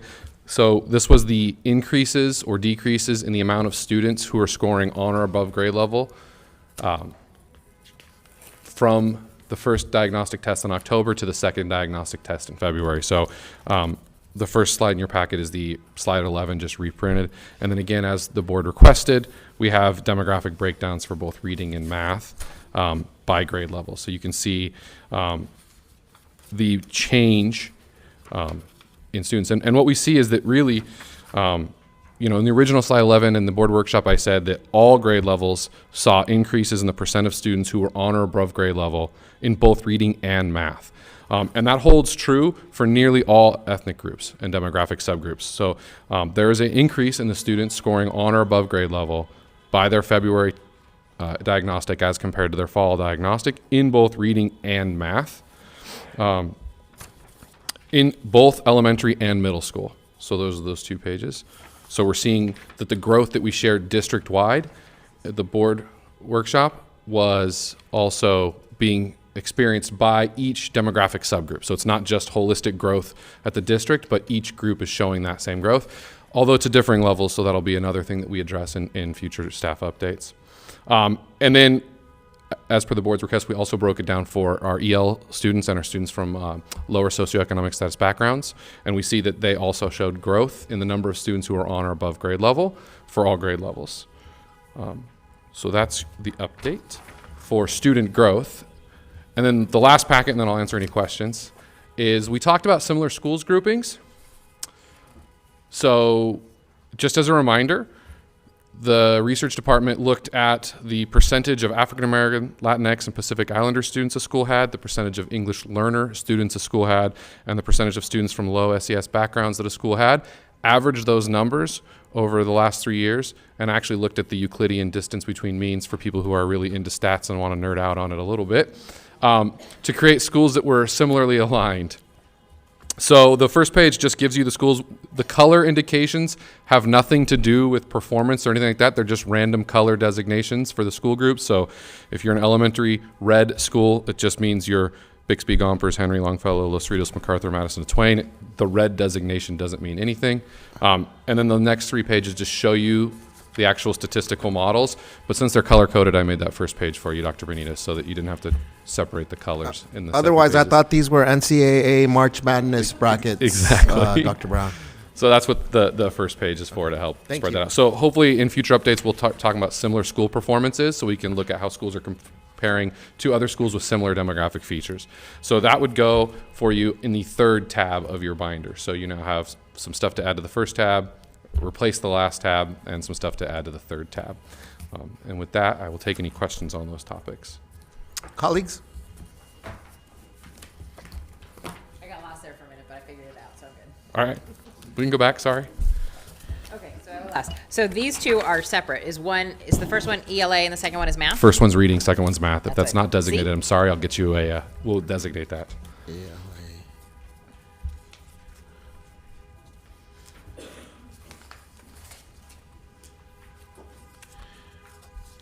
So, Dr. Brown, thank you for the additional information that we can include in our packets. Couple things. One is that this exemplifies our shift toward more student outcomes-based agendas. Right. So, in anticipation of getting either updates or additional data, we appreciate that, and I think it's important to highlight that we're shifting that way. Having said that, you went really fast right there, Dr. Brown. So rather than me haphazardly trying to figure out, because I got lost there in the middle, what are important things that you Sure. think we should note from each of the 3 packets that you gave us? Sure. So I think that the big takeaway here is that the trends that we're seeing overall for the district are mimicked in those demographic breakdown groups. So we're seeing similar trends across the groups. Now, we are also seeing some of the same historical gaps in growth that we've always seen. They're still there, and they're still significant, and there's still work to be done. So nothing in the data, as far as we're concerned, was wildly different than anything we had shown you at the board workshop. It's very, very similar. It's just more granular in nature so that you can really look at if you had a specific question around a specific group of students. But as we ran it, the takeaway was there's not major differences in the patterns that we see. So we are seeing growth for all students across the system. And specifically, we're seeing growth at a faster rate for students who started the year a little bit farther behind than their peers, which is exactly what we would hope to see at this point in the year. We're hoping that as we get to the May test administration to have data in the summer, the data that we can then correlate to SBAC will be able to like solidify some of those trends and some of those patterns to give you some more concrete examples of spots where students are overachieving and spots where we have to do some more work and refocus. We're also providing this data in report form for sites. So we've been meeting one-on-one with the research team and sites that have required us to come out and going through their data with them. So these patterns are still district-wide. You could see sites that have slight variations to this, and we're helping the sites become aware of those so that they know how their programs are working and what they might need to do to make changes. And the other thing that we're doing for the levels that we'll be producing is how do these trends, how are they impacted by programmatic interventions that we're offering, right? So how does this look for students who are in the literacy WonderWorks or LLI programs? How does this look for students in high school with the student success initiative? So the big takeaway is the patterns are about the same, and then we're having variations, and we're hoping to see how those variations accelerate through the spring. So I had a little trouble keeping up with it, but I have a non-statistical concept that will help me do this. Are you familiar with the non-statistical term stalking? No. Oh. Well, what it means is I'm going to be stalking you and and have you explain this to me a little bit, because I get it. But here's my question. I've been thinking about this the whole time. Is that so? We're doing this iReady stuff, and it's new, new to us. Are you learning anything from iReady that you didn't expect to learn, or things? Are there things in it that you say, well, I never thought about that, or I'm just curious, because it's a wonderful tool for us to be able to use and compare things almost in real time. Yeah, so I think one of the things we're learning is that we do need to monitor progress like this during the year. Like the growth during the year is something that we've not looked at before, and it's allowing our staffs to ask questions about the effectiveness of what's going on at their sites. The other thing that we've started doing is when we put this data out there, we have really brilliant people working all over the district who ask really great questions. So I'll give an example. I think Lisa Worsham in the Office of Curriculum and Instruction has been working with us to align iReady data to FIRSA data. So to really get more granular about, if you're looking at students who are growing, what specific areas, like very granular areas, are they growing in, or where do they need support? And so that's providing much more detailed information to sites mid-year so they can make midstream course corrections than we've done in the past. And so the more we put it out there, the more great things we're hearing from the field to refine how we put out the results. The other thing we're noticing is that proctoring matters, and so we have to really think about how we roll this out next year, how we support classrooms with it to get the best possible data we can, because if you respond to erroneous data, that's not going to help. Right. Is there a learning curve for the folks in the field to figure out how to do this? Is it pretty easy for them to pick this up, or does it just take a while? I think technically it is not hard. There is a learning curve about using any new tool. Sure. What we've seen from districts that we've collaborated with is that it's a 2 to 3 year full implementation before they feel really comfortable that they're getting consistent implementation across their system throughout. Okay, great, thank you. So Dr. Brown, now that I got a chance to look at this a little bit, so the additional layer here, we appreciate the disaggregation by our population subgroups, as we had asked you. The thing that continues to be alarming to me, and I'm hopeful that as we transition to having this on regular agendas, that we can also hear from our level head offices here, is the gap that you referenced, right? In general for our students of color, but specifically for our African American and Latinx students. And specifically, when we look at math, right, more than half are 2 or more grade levels behind, 58 and 56% respectively. But also in ELA, right, 53% and 45% respectively. So one of the things that I would like to hear, and it doesn't have to happen today, but as you share data with us, and we're talking about targeted strategies, interventions, I would love to hear from our esteemed colleagues. I see Brian smirking over here because he knows it's coming. Dr. Lung, Dr. Camarino, Mr. Moskovitz, so that as we're hearing data, we're also hearing about, okay, these things stand out to us. What are we doing? What are we considering? What kinds of interventions are working for us, given that iReady is not an end-all, be-all, right? But that was one of the cool things from the workshop, right? That we got to hear about pilots, potential scaling, looking forward, right, in terms of the data. So could we get a sneak peek from the three of you? Again, not a comprehensive, holistic, but sort of what you're learning and how you're using this data to inform your decision-making at the level head, at the office level? But I can give a quick example. I think we're obviously doing a lot this year around intervention. We're partnering with the Office of Curriculum Instruction, Professional Development, and really looking at how do we intervene for students who may need that extra help. But I think more importantly, we're looking at how do we improve quality core Tier 1 instruction so that all students are receiving that high quality instruction. Just as a quick example of how we've used some of the documents here in support of that, recently we looked at both iReady data and our foundational reading skills assessment, so 2 different assessments that students are taking. And I don't remember what you call this, the dendrogram. So we looked within the document that shows the different groupings, and we looked for schools within similar groupings that were positive outliers, so that we're getting positive results on both iReady and the FIRSA assessment. And then we just recently went this last week, along with some colleagues from OCIPD, we went out and we visited those schools who were positive outliers in those 2 assessments, and we're looking for what are the practices in those first grade classrooms that we can then, with our principals, then extrapolate and expand beyond across to all of our schools. So that's just, I think, one example of using the data, identifying positive outliers where our teachers are getting some amazing results with students, bringing principals alongside to learn from that so that we can spread those great practices across our district. So just one example. Another example would be what we're doing at the middle school level, building on what I shared at the workshop around our total school cluster model. We have 10 schools that have pushed all their 6th grade students into a Math 6 accelerated cluster. So these students are not separated into a Math 6 regular and a Math 6 accelerated. They're all in the Math 6 accelerated. So the question we were asking ourselves is, how are they doing?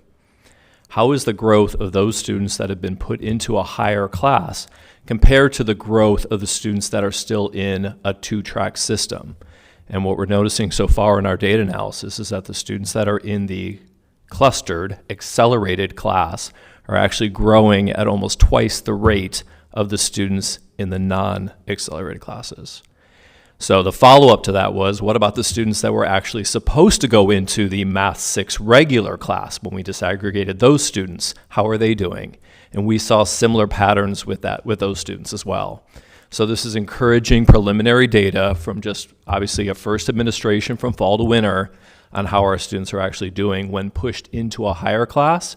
And we also noticed that it didn't come at the expense of the higher students. In fact, the students in the grouped class outperformed the students that were actually in the clustered accelerated classes in the other schools. Say that again, Dr. Lund, because there may be this perception out there that somehow the highest performing students are being held back through these strategies. So when we created heterogeneous groupings in those accelerated classes, the accelerated students who were supposed to be in accelerated, all clustered together, actually grew more in the heterogeneous groupings with multi-level students than the students who were actually clustered in the other schools. And I'll piggyback on what they've already shared as a K-12, a TK to 12 system. When Dr. Kale and I were over the middle schools, we found that our increase compared to our core districts and SBAC scores, especially at the middle school level, was really about our work that we did with OCIPD, but more importantly, being in classrooms. How our administrators are able to give feedback to teachers, and going back to what Brian mentioned of quality core instruction, and seeing the increase there. At the high school level, we know it's the triad work within our pathways of our administrators, counselors, and our lead teachers working with our pathway coordinators and with OCAPD of being in classrooms, supporting those pathways, supporting those teachers, and giving that quality core instruction within our pathways. Thank you. So I think this sort of combination of getting some snapshot data with then how we're using that data would be super helpful to us on an ongoing basis. Thank you. Anything else, colleagues? I just want to follow up with Dr. Camarino. I know the iReady, one of the things that's different for the high school level is we weren't doing that kind of intermittent work, that SBAC testing was only happening in 11th grade. And that was new for our high schools. I just kind of an update on, I know that was, implementation of a new thing is always hard. And you said, Dr. Brown, that it's a 2 to 3 year getting used to it. Just a quick update on how our high schools are adjusting. Definitely. As you mentioned that, we didn't have this preliminary data in our 9th through 12th grade, right? So one of the things that we have to really push on is what LCAP has already started is that acceleration versus remediation is really key and important. What we found during the pandemic is we found a lot of our schools went into essential assignments versus essential standards and learning that our students have needed. So we're catching up to what are the essential standards that our students need at their particular grade level and the particular classes that they're in, so we can really help really accelerate their learning versus remediate their learning. Really key piece for us to do at our high school level. And the other piece to that is we're working with the high school office and with other districts to see how they're using iReady in high school to make sure that we're actually using it in an effective manner. So we're going to be talking about implementation and do we use it everywhere? Do we only use it in certain content areas or certain grade levels? What's the most effective use? Because we don't want to test kids just to test kids. We want to make sure we're getting effective data out of it. And if we're not, we'll find some other way to find that data. So last question for me, Dr. Brown, because we're focusing on sort of on our side of things, whether it's teachers, administrators, and or our executive team. So if I'm a parent right now listening to this and I got the iReady scores, a little bit delayed, but we got some justification as to why they were delayed. And my student, let's say I have a 5th grader in elementary school at one of the schools that we have in groupings here. I'm going to make up a number here. Had a 570 in our fall and is either just above at 573 or just below at 567. What does that mean for a parent? Sure. So one of the things I think we've been saying a lot is we're trying to help everyone not focus on the number, but focus on the growth, right? So it's not where you start, and it's going to be eventually where you end, but the question is, are you making progress? So the bigger question is that 570 the same place you started this year? Is it higher, and are you making progress, or is it lower? And then that would help a parent understand how to best approach their school as well as approach their student around setting goals. The other thing that we've heard from other districts has been really powerful is there are goals in that parent document that you can help a student set, and there are suggestions with how your student can get there. So if the goal is a 50-point increase this year, really helping your student understand what that is, where they're at, and what their progress is. It's kind of like anything in life. The more you monitor your progress towards a goal, the more you're likely you are to make it, and that's true for students. It's not a goal just for us, it's a goal for them. So really having conversations with your child as a parent around, why do you think you're making progress? Where do you need help? Where are you struggling, right? So actually engaging the kids in that discussion is really powerful. Can you say that first part again, Dr. Brown? Because I think it should be very clear to parents, this is not a number that's to be used arbitrarily either in comparison to what they hear other students are doing or in comparison to other numbers that we use. Right? Yeah, Can you elaborate on that? Because again, I'm anticipating, and I've heard this from different school sites, that parents think this is the end all be all. Right. So yeah, once again, the actual score number is not what we're super interested in for the students. What we're interested in is the growth and actually the progress towards growth target. So if your student needs to grow by 50 points, the idea is that growth will eventually put them ahead or on schedule for their grade level. So it's really about getting to the growth. So whether they start or end at a certain number is not irrelevant, but almost irrelevant, and it's the progress towards growth they really much. And in fact, when we're giving data to school and data to the board, you'll notice we spend a lot less time talking about levels, and we didn't do anything like the average score of a school or the average score of a grade level or comparing schools to each other on scoring, because that's not the point that's interesting. It's really looking at how many of our students are meeting their growth target, and that's the number we want to maximize, getting all of our students to make growth of one or more school years during their one school year. Awesome. Thank you. I would just like to add that I like the real life application of the data, and not just like you said, we're testing for the sake of testing. There's a real purpose to it, and there's a role for the parents and the students, that those numbers correlate to what they can be doing. So I like that part of it. It kind of brings the data alive. What about that non-data term, stalking, Mr. Otto?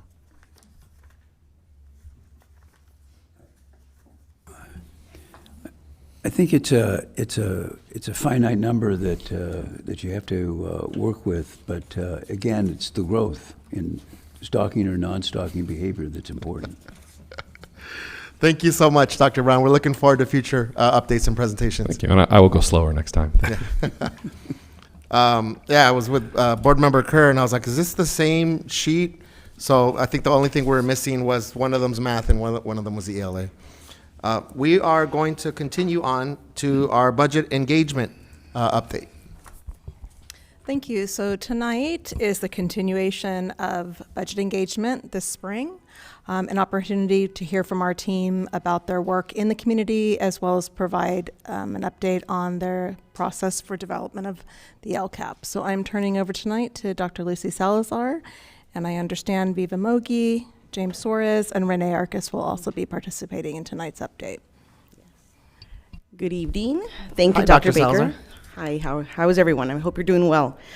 So good evening, President Benitez, Vice President Kerr, board members and executive staff, and everyone that's watching us in our community this evening. So I'm glad to be here again to share an update as we have been continuing and continue to move forward in the budget engagement process, as well as developing for the LCAP. So the best work is always done in collaboration, and I'm really glad to have a team working alongside me in partnership that stretches and goes across departments.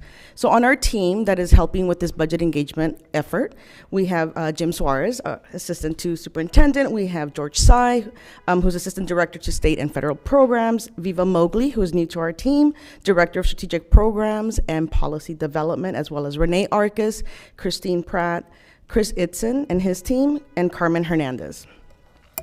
And the last time we were here, the team was here, we shared some important information regarding a new requirement that was attached to the LCAP, the mid-year review.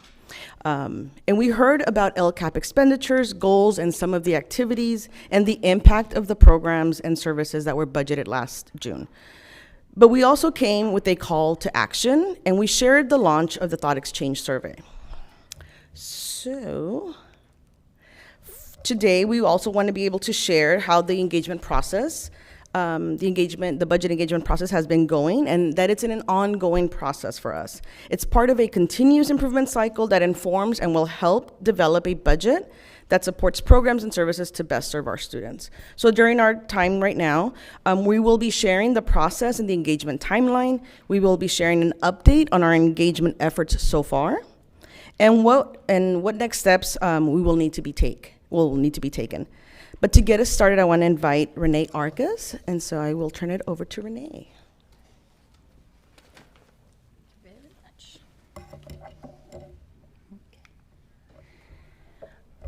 Good evening, everyone. This evening, it is my pleasure to kick off this presentation with a video that shares a little bit about our district budget.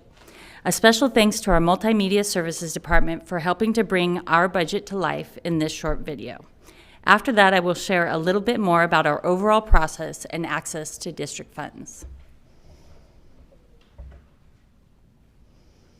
We're looking for your best ideas on how to support our LBUSD students by engaging with us during this budget engagement period.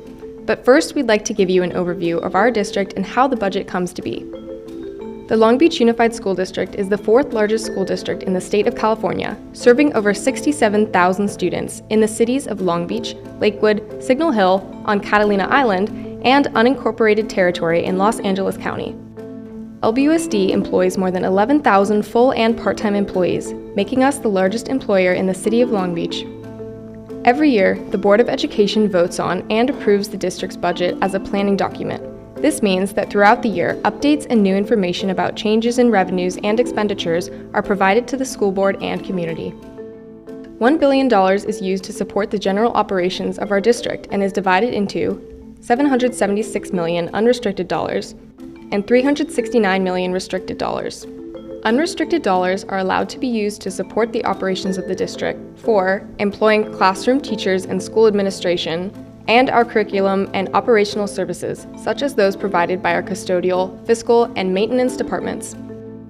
This part of the budget is funded through two major factors: student attendance and the number of students who are English learners, those that meet income or categorical requirements for free or reduced meal prices, or our foster youth. Other sources such as lottery and local resources are also here. Restricted dollars are required by federal, state, and local entities to be used for purposes such as supporting certain student populations, providing access to special programs, or locally donated funds for support of schools and offices. Examples of these types of fundings are Title I, special education, or one-time COVID-19 support dollars. These vary from year to year depending on federal, state, and local resource allocations. It is vital for our community members to share what they think will be the best investments to support students. The input you give us will help the district figure out what programs and services to prioritize, especially for high-need schools and students. One of the ways we're asking you to participate is by using the Thought Exchange platform. This platform asks one question and allows participants to post ideas, read, and even rate what other community members have to say. Please visit lbschools.net/LCAP to join the conversation.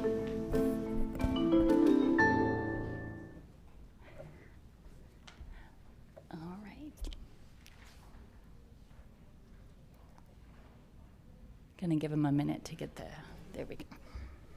So hopefully you enjoyed that little video and that little plug on LCAP.net. I beat James tonight, so I'm excited about that. Can I just say, Ms. Arcas? Yes. We love that video. Oh. And we needed that video like 2 years ago, 3 years. I'm super excited. Yeah. I made you guys love budget. That's what's exciting. Our multimedia services did that. Thank you. Thank you. So we have shared all along that the budget engagement and development process is an ongoing process, and this chart shares a peek into our engagement process over the past 2 years.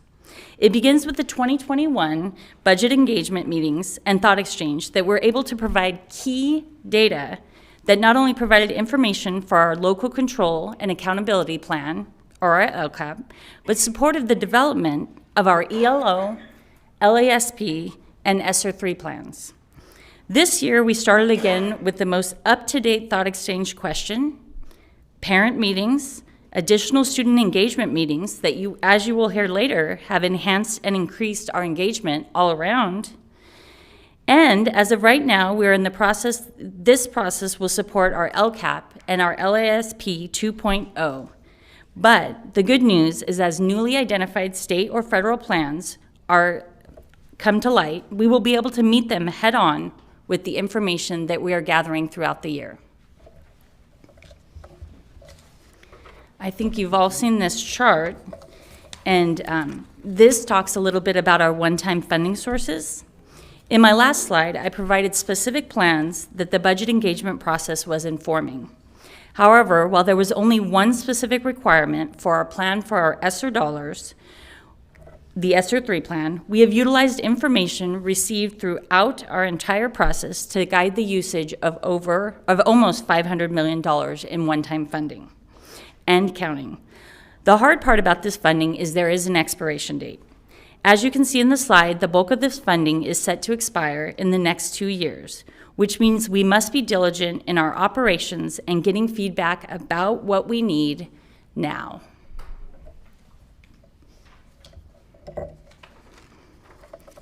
This diagram is a reflection of our unrestricted dollars for LBUSD, specifically the LCAP portion of the chart, what I refer to as the plan that started it all.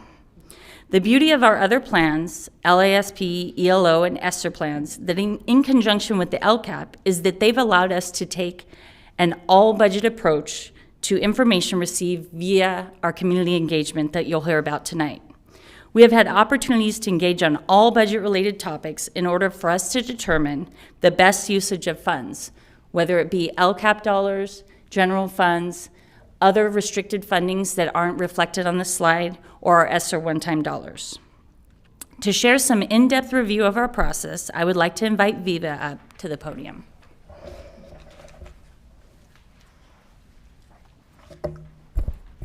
Thank you. I'm gonna go in to dive in a little bit deeper about our current budget.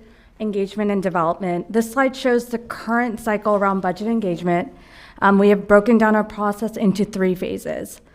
And just so you can see, the top part is what we have shared and worked on with the community, and the bottom part is how the board, what has been shared and will be shared with the Board of Education.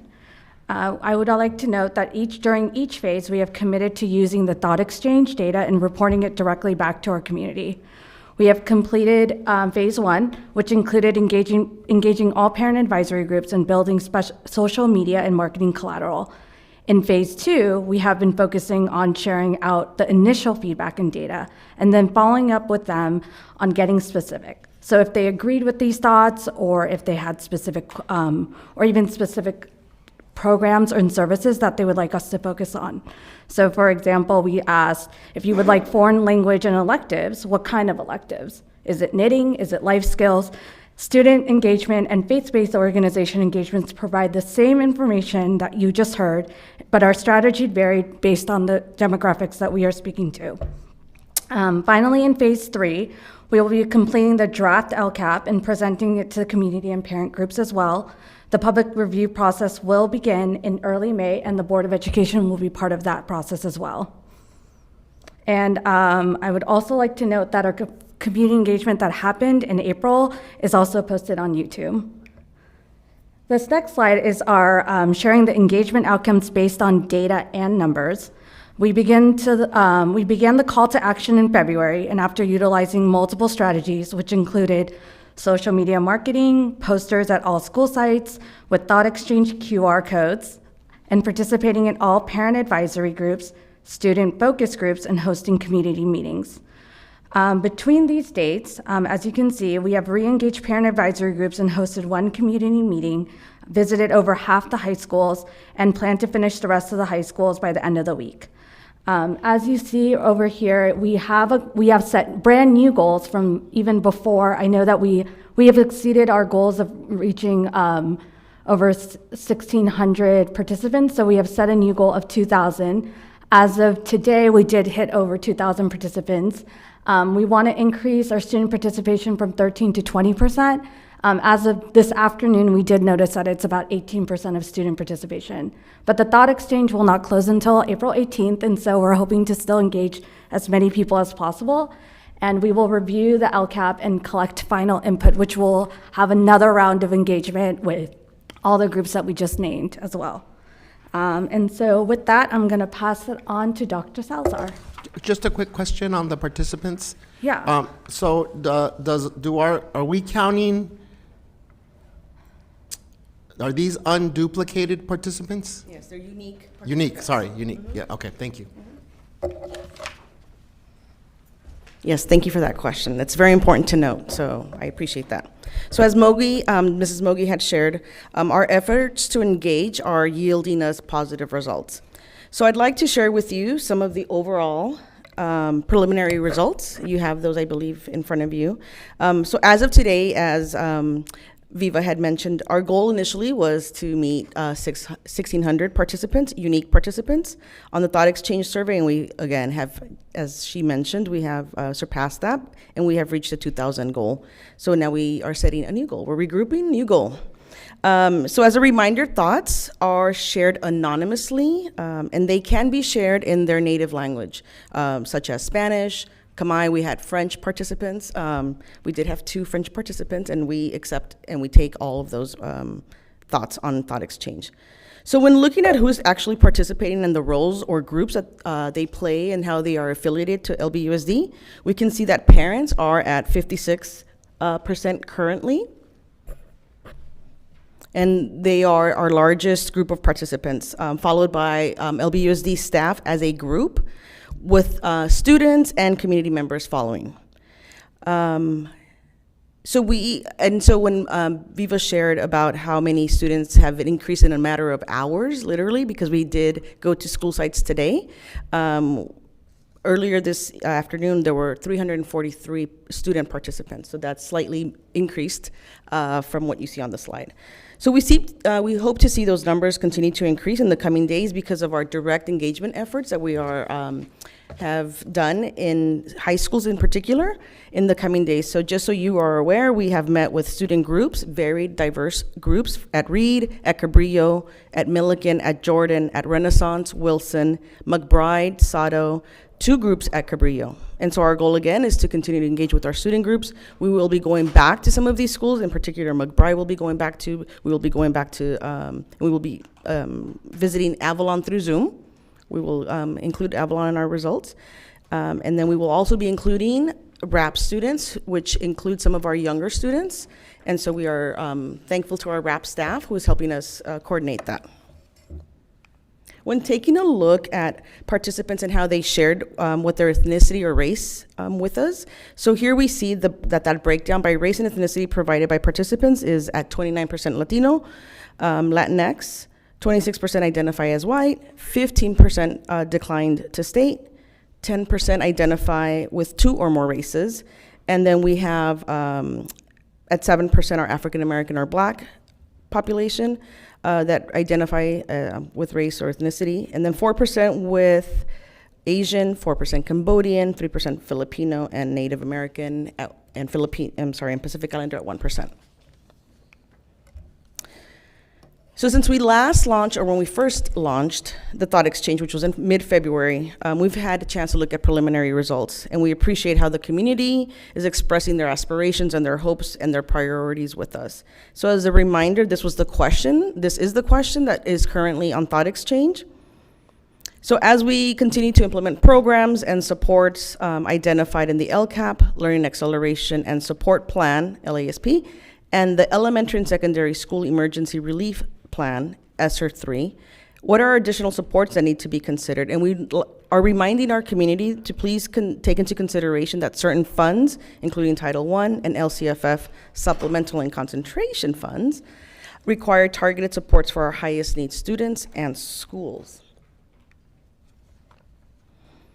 Many of you are familiar with word clouds, but if anyone watching us on YouTube is not, here's a word cloud that has been generated by the thoughts that have been shared.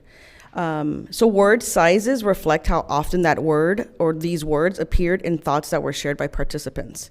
So for example, when looking at the words on this word cloud, we see that it was most often used the words such as support, learning, children, programs, kamai, kids, the word important.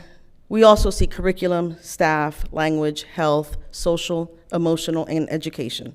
So these words really allow us to have an insight to what is our LBUSD community wanting to tell us, and what do they want us to know with regards to what are their needs and what we need to be considering as we go into budgetary planning, including LCAP and other plans.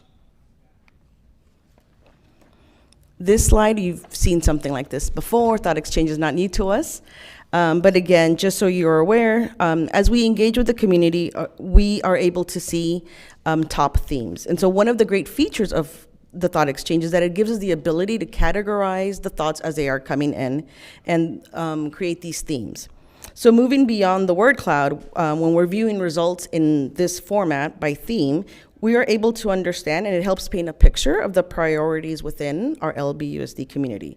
So what do we see on this chart? We see that of the 14 emerging themes that are here, we see that the top emerging theme is staffing and staff training, foreign language and other electives, mental health personnel. So those 3 are what we would consider the top 3 themes. Then we see class size tutoring intervention, facilities or supplies, extracurricular enrichment, special education supports, life skills, school-home communication, technology, childcare, acceleration, and parent resources. So when determining additional supports that need to be considered as we prepare and move into preparing for the LCAP and other budget plans, these themes will be integral to the process. Another important part of the development process are our next steps. So I'd like to hand off to Mr. Suarez to share that with you, unless you have questions for me right now. Two quick questions Yes. for me. Yes.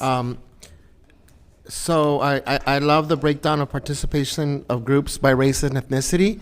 I think it would be essential to do the same by like students broken down by race and ethnicity, parents and guardians broken down by race and ethnicity. And as a part of that, I'm wondering, again, not trying to tweak the instrument, given the breakdown that Ms. Arcus just gave us on like how LCFF funds come to us, it would be, I think, really cool to know if for the parents that answered, for instance, whether they have a student that's an English learner or a student that has an IEP, right? If there's additional data that we could see, because again, if there's one of the things that stands out here from this data is, if we look at race and ethnicity, we know that our district is 88% communities of color, right? Yet we have 26% white respondents. So if we wanted to do targeted interventions or go back to specific schools, that this would allow for us to be targeted in not just who's responding, but if we need more, for instance, parents that have students with IEPs, if we need more input from them, then we could target like a CAC meeting, right? And or if we know that traditionally, historically, our communities of color aren't accessing at the same level as our digital or online platforms, that then we could do a targeted outreach in that way. So just some thoughts on how valuable this data is in guiding our efforts, but also acknowledging that just like our educational outcome data, we do have some gaps here in terms of who we really need participation from, because it is those highest need students that tend to be underrepresented in terms of who's guiding our district efforts. I appreciate that, and we are able to do that. We're able to disaggregate data by participation groups. We're also able to disaggregate by the participation as participants identify which school they're most associated with. So we have that data. We just felt we could give you tons of data, but we just felt that for today, an overview would suffice, but we welcome any inquiries around the data, and we can provide that. In volleyball, Dr. Salazar, that's me giving you a perfect set for that spike. Thank you. I took it. I'll spike Thank you. it. Thank you. Got it. Thank you. So you've heard what we've been working on in terms of community engagement. So now what? Well, we're going to continue to engage with our parent groups during our second and third phases, as indicated in a previous slide. The second phase is currently in process, whereby we are sharing the up-to-date results of the thought exchange.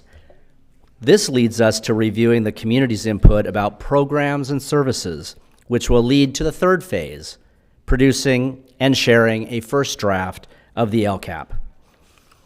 We are targeting the week after spring break to post that draft. And I bet you're wondering, where would that draft live? Well, I couldn't be more happy to promote lbschools.net/LCAP. That's lbschools.net/LCAP. With this draft, we will be encouraging more discussions around the programs and services that are contained within the draft LCAP, as well as programs and services that may not appear in the LCAP, but are found in other plans or within other resources.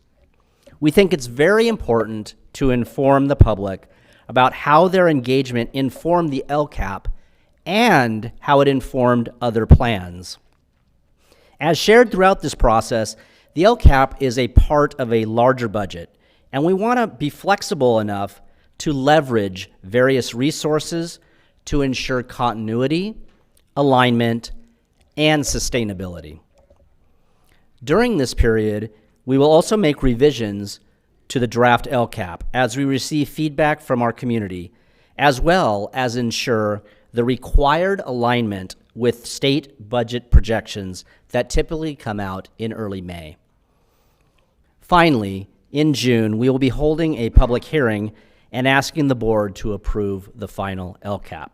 This is a statutory requirement. So let me take this time to acknowledge the input of our community towards uplifting programs and services that meet the needs of our students. We appreciate how they have stepped up to advocate for wide-ranging and profound services for our district. So now I invite my colleagues, Lucy, Renee, and Viva, to come up and answer any questions that you may have.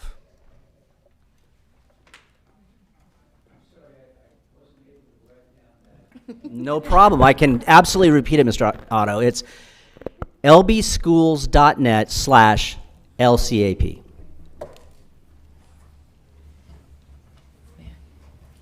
Sorry, yes, colleagues. Sure. I just want to thank you for pointing out that there will be a place in there that will acknowledge suggestions made that aren't funded by the LCAP, because we know the LCAP is a certain set of funds. So could you repeat that part one more time around folks make a suggestion, the district has funding in other places that isn't the LCAP, so they don't see it. Where will they be able to see their impact? Well, the good news for that is we are going to be producing a community engagement report. So in the LCAP itself, the LCAP will list the engagement and how the engagement informed the LCAP. So that has to be in the LCAP. But on top of that, we want to make it clear that we've listened. And so we are going to be producing another report separate from the LCAP on lbschools.net/LCAP that will provide the information of the other items that are in other plans or within other resources. Anything else, colleagues? I was just going to mention that in addition to the path that we're on with regard to the LCAP, in our visioning work, we've had 5 public sessions. People attended, they shared what it is, and now we're in a kind of a phase 2 of that, and each of us on the board has been assigned or asked to reach out to various groups. For example, I've been reaching out to and made contact with the Boys and Girls Club of Long Beach, the Long Beach Council PTA, the Mayor's Fund for Education, and the Children's Clinic, which is no longer the Children's Clinic, really. It's really the clinic for all ages in Long Beach, and ask them what it is that they would like to say about what it is that we need, and we're organizing to get that feedback as well. So it's a multifaceted effort to get as much civic engagement as possible. I'm inspired by our president, who does this for a living and knows a lot about it, and so I didn't know President Biden had a community engagement background, Mr. Otto. Oh, dream on. I appreciate that comment, Mr. Otto. One of the things that we realized was that in spite of any efforts that we may have as a team, as a group presenting to our advisory parent groups, we knew that the schools would be the biggest support, our biggest hub to get to as many parents as possible. And so if you visit schools, when you visit schools, not if, but when you visit schools, you should be able to see large posters that are displayed at sites. At our high schools, again, we have them. We have a catchy phrase that we have on those student posters, and it's encouraging them to participate on the thought exchange. So it's a big QR code, and it's asking parents to participate, but we also, at our high schools, have them specific for students. It's the same thought exchange, but it's just catchier phrase. I've been talking to Dr. Elisa Nicholas about her group participating, and I said, you know, it's so hard to get people to get engaged and then actually meaningfully participate in this. And she said, you know, my whole life in the work that we do here at the Children's Clinic or the clinic, that's what we do all the time. And she said, I call it tilling the soil. What you do is you reach out and you talk to them a little bit, and then you come back to them, and then you till the soil a little bit longer. And pretty soon they're thinking about this, and when they come back, they've got real meaningful things. And I'm incorporating that phrase into the way that we're doing this. Yeah, thank you to our budget engagement team and to our community engagement and communications team. I think two things that I want to lift up, so that you all don't think that I'm just looking at, you know, our deficits here as a system. I love, and so this, anything that we can do more of, that we are student informed here. right? At least a couple of the community visioning sessions that Mr. Otto referenced, that was one of the things that came up, right? Hey, are you asking students around their vision for student success and around student success? There's a nuance to that, and this is what I was asking for the breakdown. I would love to know what student themes emerged out of this, right? So, are students wanting to take foreign language and other electives, or was that more staff? And it's not an either or, but, was it students that highlighted more of the theme of mental health support, right, or tutoring or those things? So I love that the student aspect of this, that we're upholding student voices in our decision makings as well. So Absolutely, yes. And we are able to, again, disaggregate the themes or how the themes fall out based on students. And we can disaggregate it by our racial and ethnic group of students. So we can see how our African American and Black students, what are their themes? We can look at our Latino and Latinx themes among students the same way we can for parents, for Long Beach staff, for community. Awesome. So action call to our community members, our students, to engage in this process, because ultimately our budget priorities are not just guided by, but should reflect those priorities. So thank you. Thank you. Can I just quickly share? I was able to visit a couple of the school sites directly and speak with the students. And I think what was the most interesting part was that we were able to not only talk to the student bodies, the ASBs, but also the Wellness Center and students that were specifically wanting to be engaged and wanting this kind of just wanting to share their thoughts. And I think the Wellness Center was such a great space and safe space for students to really share a lot of theirs. And most oftentimes it was sharing about specific programs that they really, really want to see improved in their school. And they said, how do we get there?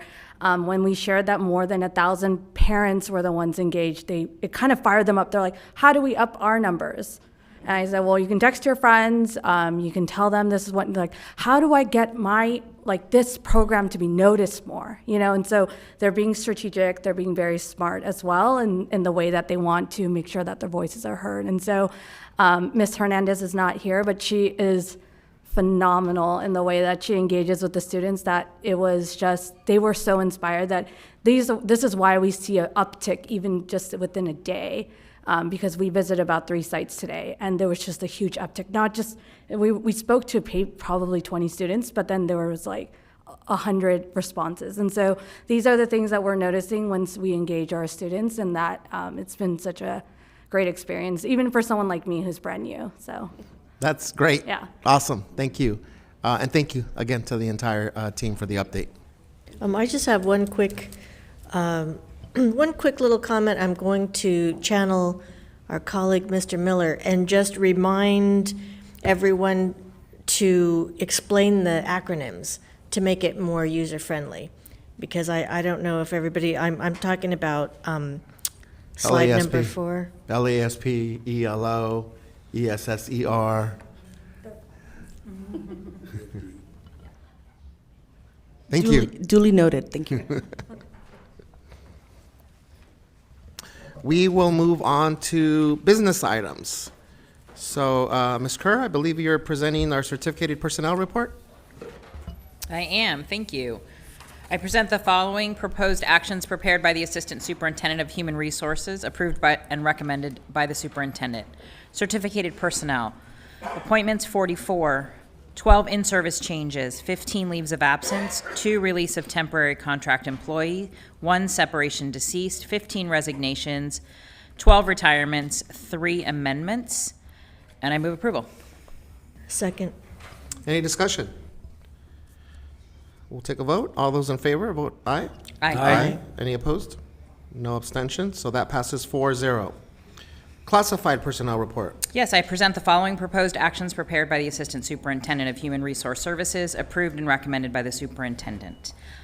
156 appointments, 13 leaves of absence, 2 abandonment of position, 2 termination, 21 resignations, 2 separation deceased, 11 retirements, 2 amendments, and 4 rescissions.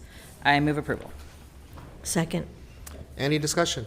I actually do have discussion on this because I can't let This is the time of year where we start to see our retirements bulk up and folks who have served the district incredibly well. So there are lots of folks who have served for many decades who are retiring, but I have to call out especially Frank Donahue, who's a Wilson campus staff assistant who has been an employee for 48 years.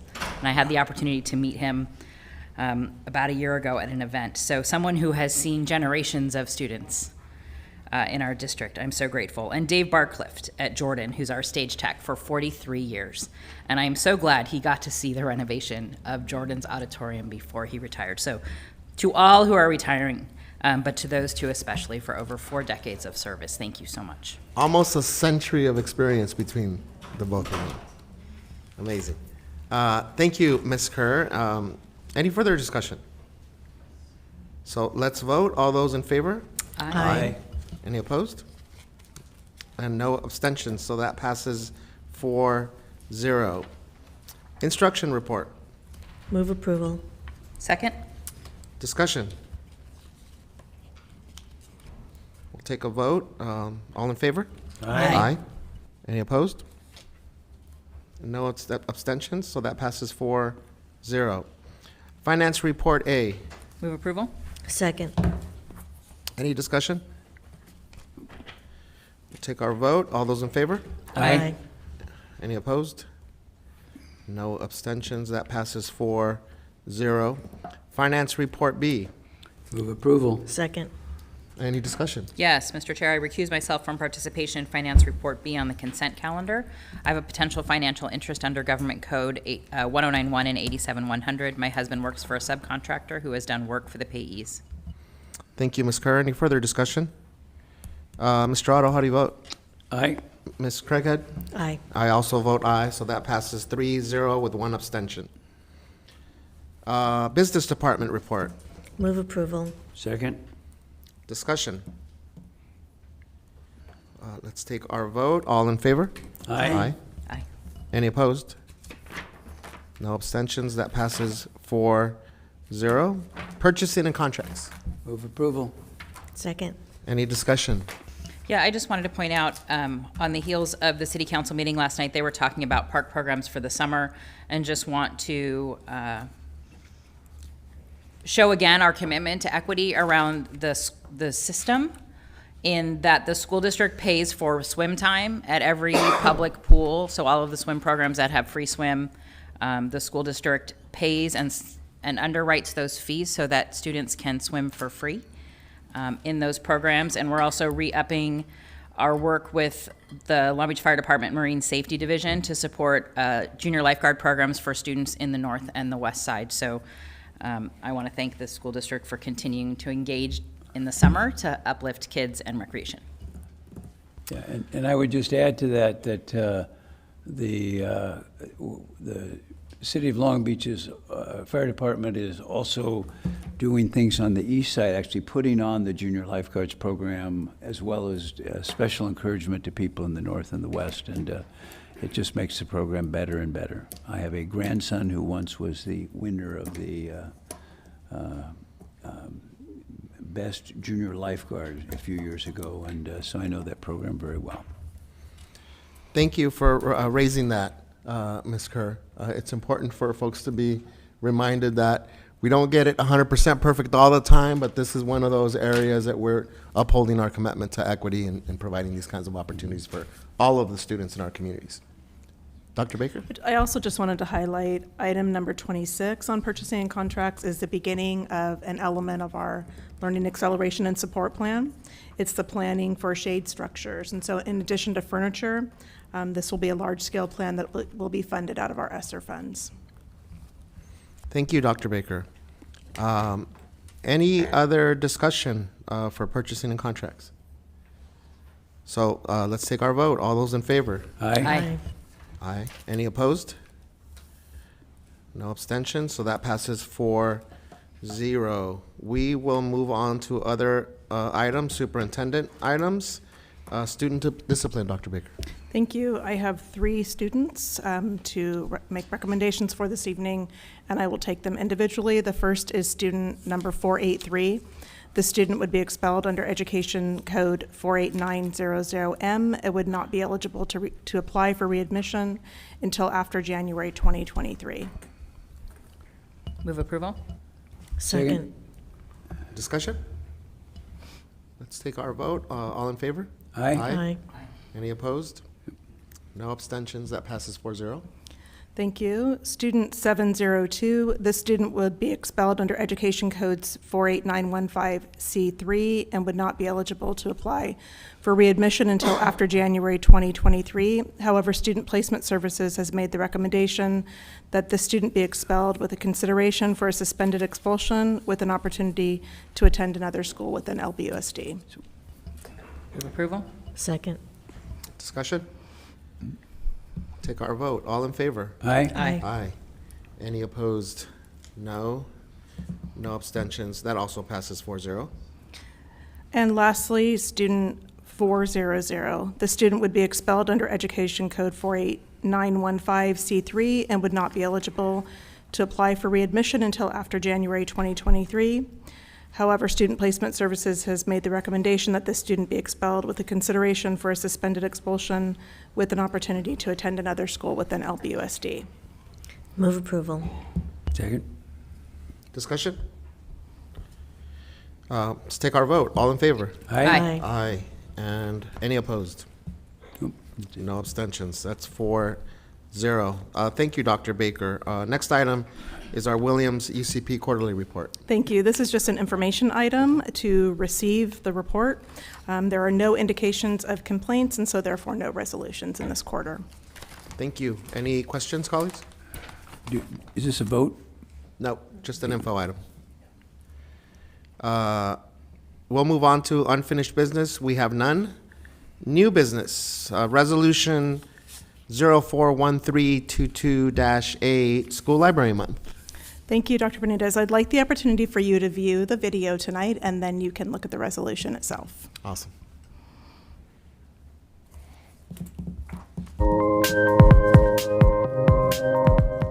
My name is Terry Stewart. I'm the teacher librarian at Dooley Elementary School and also Webster Elementary School.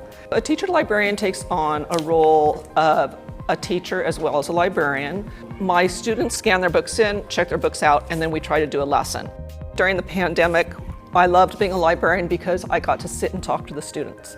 Hi, I'm Karen Wassinger. I'm teacher librarian here at Poly High School, and I absolutely love it. I love the kids.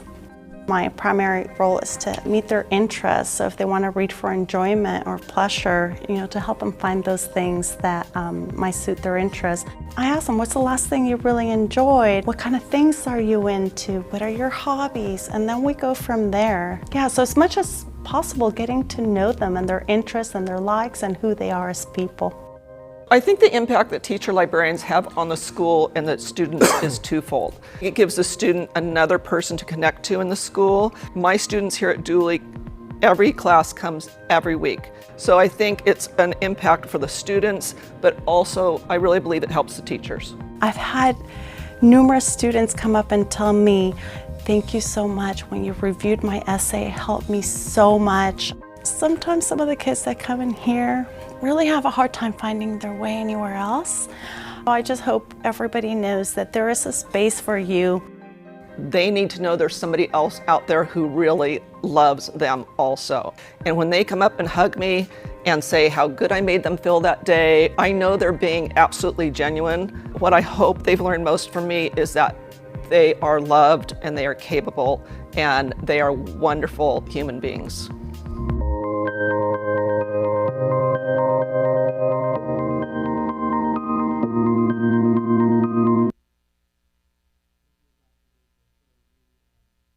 Want to express our deep gratitude to our teacher librarians, and we urge everyone else to thank and honor them for their important service to not just our students, but our communities. All right. So do we have a motion? Move approval. Second. Any discussion? Thank you, teacher librarians. Let's take a vote here. All in favor? Aye. Aye. No opposed, no abstentions. That passes 4-0. Next item is our CSEA fact-finding report, and we amended our minutes, and now I cannot find the sheet of paper. I would move that we accept fact-finding, the report, without any specific action on the recommendations. Second. Any discussion? Did you want to add something, Mr. Rockbach? Did you want to add anything? First of all, thank you for acknowledging the receipt of that. What I have to say can go after you've approved the motion. What if we don't? If you don't, I can still go over what we've got going. Then I think he sits down. So did you want to add anything before we take our vote, Dr. Baker? Okay, so all in favor? Aye. Aye. Any opposed? No, and we have no abstentions. So that passes 4-0, Mr. Rockenbach. First of all, thank you for approving that motion, because it would make life very interesting if it had not been approved. So we're fortunate enough, since the fact-finding report has been released, to have reached a tentative agreement with our CSEA labor partners, both for Unit A and Unit B. We received signatures today on the actual tentative agreements, and so we're just awaiting that to go through two separate processes for CSEA. The first is they have an internal process known as the 610 process, where they need to have any kinds of bargaining agreements approved by their field office, and so that's what we're waiting for. And then also they have to have the agreements ratified by their membership, and so we hope that will be happening in the coming weeks. We don't have specific dates yet, but we should have those shortly. And then following the ratification, we would bring the tentative agreements back to the board for your consideration and determination if you approve the agreements. What I'd like to do is just take a quick moment to share a couple highlights of the agreement. So the first thing, obviously, is our, let's make sure this wants to click for me. There we go. The first thing is to talk about the compensation package. And the compensation package is comparable to what we settled with our TALB labor partners earlier last year, to where our employees will get a 1% ongoing retroactive raise for the 2019-2020 school year, effective July 1st, 2019. They would get a 2% ongoing raise for 2020-2021, retroactive to July 1st, 2020. And they will also receive a 2% one-time off-schedule payment based on earnings for the 2020-2021 fiscal year. In addition to the compensation package, we also agreed on some contract language. First is to provide a more streamlined process for them to allow job stewards to represent their members at ADA meetings. We improved our communication process in the event that we have charter school applications coming before the school board. So we've agreed to a notification for our CSEA bargaining partners to know as well when that comes forward. We've improved protocols for overtime distribution and establishing custodial run bids, kind of helped clean up some of the language and make it more clear for the members. We've also worked on notification for our classified members when they've received summer work assignments, and making efforts to try to get that notification to them earlier so they can plan for their summer. And then lastly, we were able to approve proration rates for our part-time CSEA employees who work on Catalina and live on the island. And this was done to allow our employees, because the clinic on Catalina currently only accepts the PPO plan, so we're able to create a proration rate that's more affordable for our members who work and live on the island. And then lastly, we wanted to give a tentative timeline, and again, this is pending approval of the agreements by their bargaining partners and by the board, but we would be looking at having retroactive checks being received as early as June of 2022, the ongoing salaries being reflected on the members' paychecks as of July 2022, and then the one-time 2% off-schedule payment would be issued in the summer of 2022. And again, as we mentioned, this would be pending the ratification by CSA by their membership. So any questions? Thank you, Steve. And just to reiterate, This does not include, this tentative agreement does not include this school year's. That is correct. It's retroactive compensation for the previous 2 years. Correct. So it's for I was going to go back a few ways. 2019, 2020, and 2020, 21. We still have to go back to the table with them for 21, 22. And as soon as we go through this process, that is our intent to work with them on that. Thank you, Steve. Colleagues, any thoughts or questions? Okay, this is, good news pending ratification. Yes. Okay, thank you, Steve. And I would be remiss if I didn't thank both bargaining teams, because it has been a long process, but I think it's allowed both teams to see each other's side and work together. So I'm grateful that we were finally able to reach a resolution. And I really want to thank also our negotiation team for their work. We ditto that, and we have been anxiously waiting for the opportunity to have some closure here. So again, thank you, Steve, and thank you to the team and to both negotiating teams. Our next item is 20.3 academic calendars for 2021-22, 22-23, and 23-24. Dr. Baker, who's speaking on this? Oh, Steve, you're... Yeah, I get to be on the next two items, I should say. So before you, typically we would have our academic calendars approved in advance, and in this case, we've had these three already approved. But as you know, we had legislation passed at the federal level to commemorate Juneteenth as a federal holiday in the United States to commemorate the emancipation of enslaved African Americans. So in a recognition of the federal holiday, the previously board-approved academic calendars for 21-22, 22-23, and 23-24 have been revised to add this holiday. As with Veterans Holiday, the law states that the holiday should be held on the actual day or the nearest Friday or Monday, should that fall on a weekend. So staff is recommending your approval for these revised calendars. Do we have a motion? Move approval. Second. Any discussion? Mr. Otto, were you going to chime in? Pardon? Okay. I was going to vote. Okay, let's take our vote then. All in favor? Aye. Aye. Any opposed? And no abstentions, so that passes 4-0. Thank you, Steve. Next item is our classified employees layoff resolution, AB-438-041322-B. So this resolution is in regards to the classified layoff legislation that was passed this past October. It's known as AB 438. And what AB 438 does is it modifies the Ed Code in regards to classified layoffs to come into alignment with what certificated layoff processes are currently in place. And what it does is it gives the same notice and hearing rights afforded to certificated employees to our classified. And the key difference is the statute requires that districts provide permanent employees with both notice and opportunity of hearing. It also specifies that all layoffs for classified service have to happen or be notified prior to March 15th, as we do for our certificated staff. The hearing must be conducted before an administrative law judge to determine whether there is cause for not re-employing each laid-off employee. Now, it's still the employee's choice to determine if they want to proceed through hearing, but we have to make sure that that's offered to those employees as an opportunity.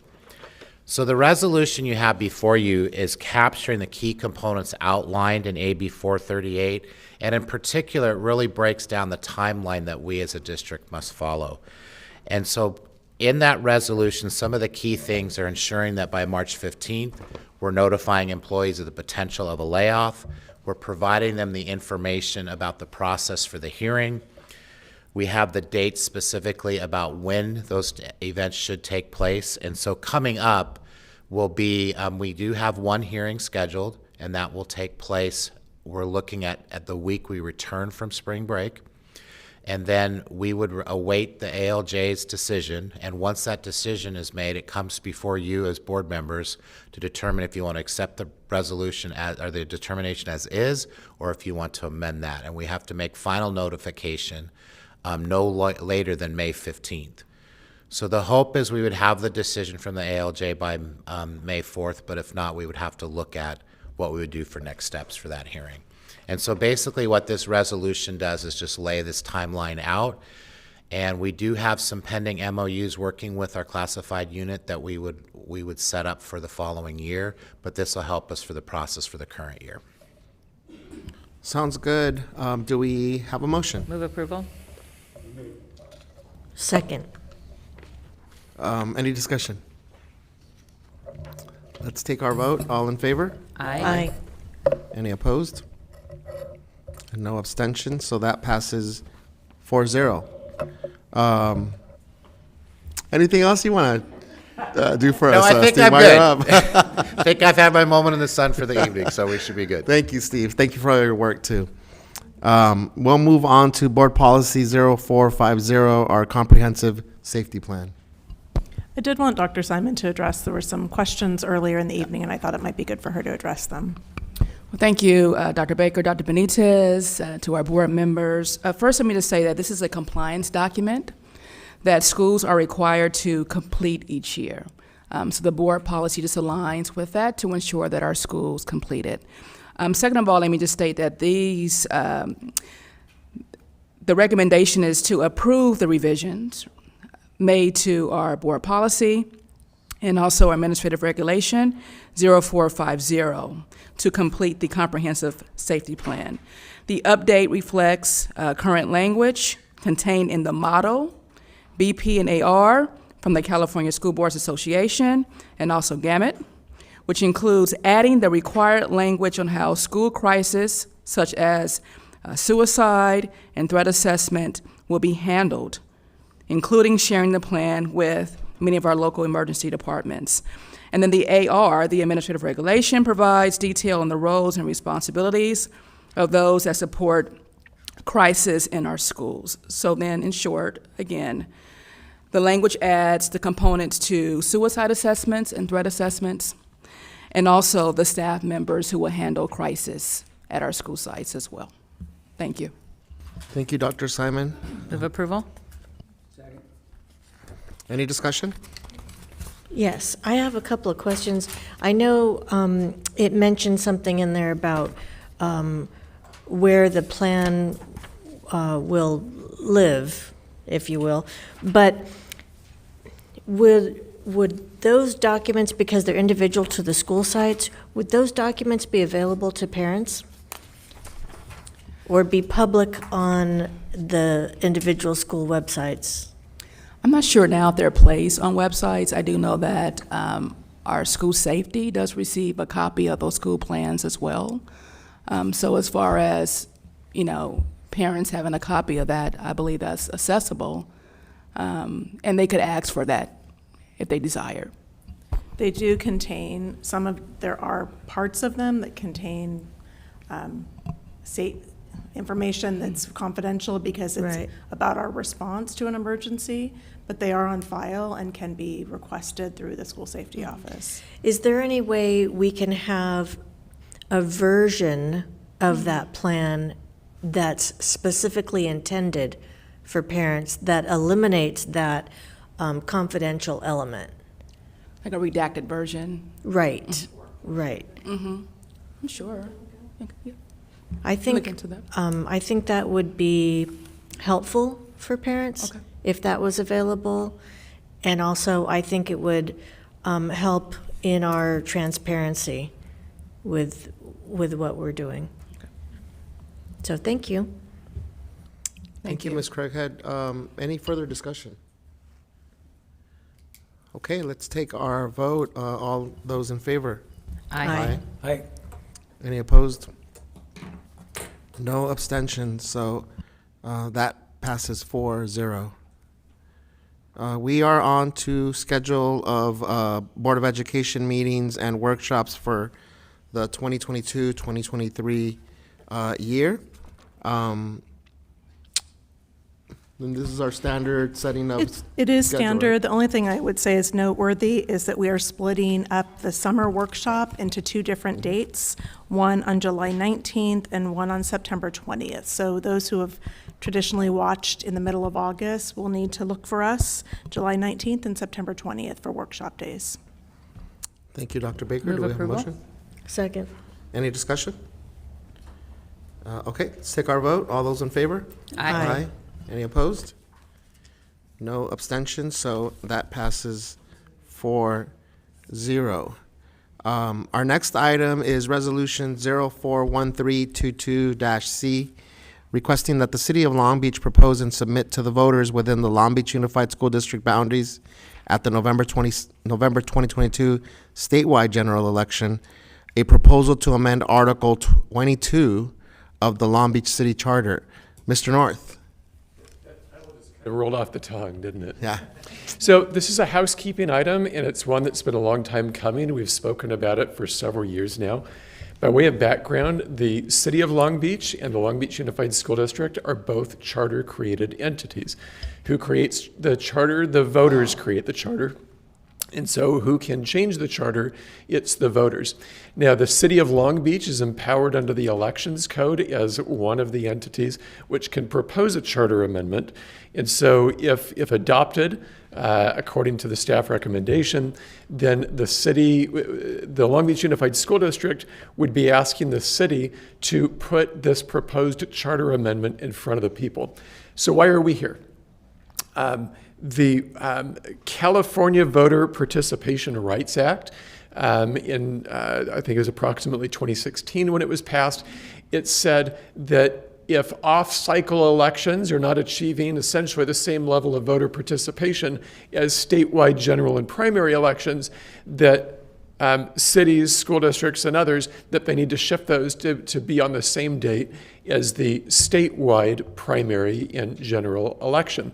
Our voter participation didn't measure up to that, and so the City of Long Beach, through a municipal ordinance, shifted the dates to go from the charter dates, which were April, June, to instead go to the statewide primary and general election.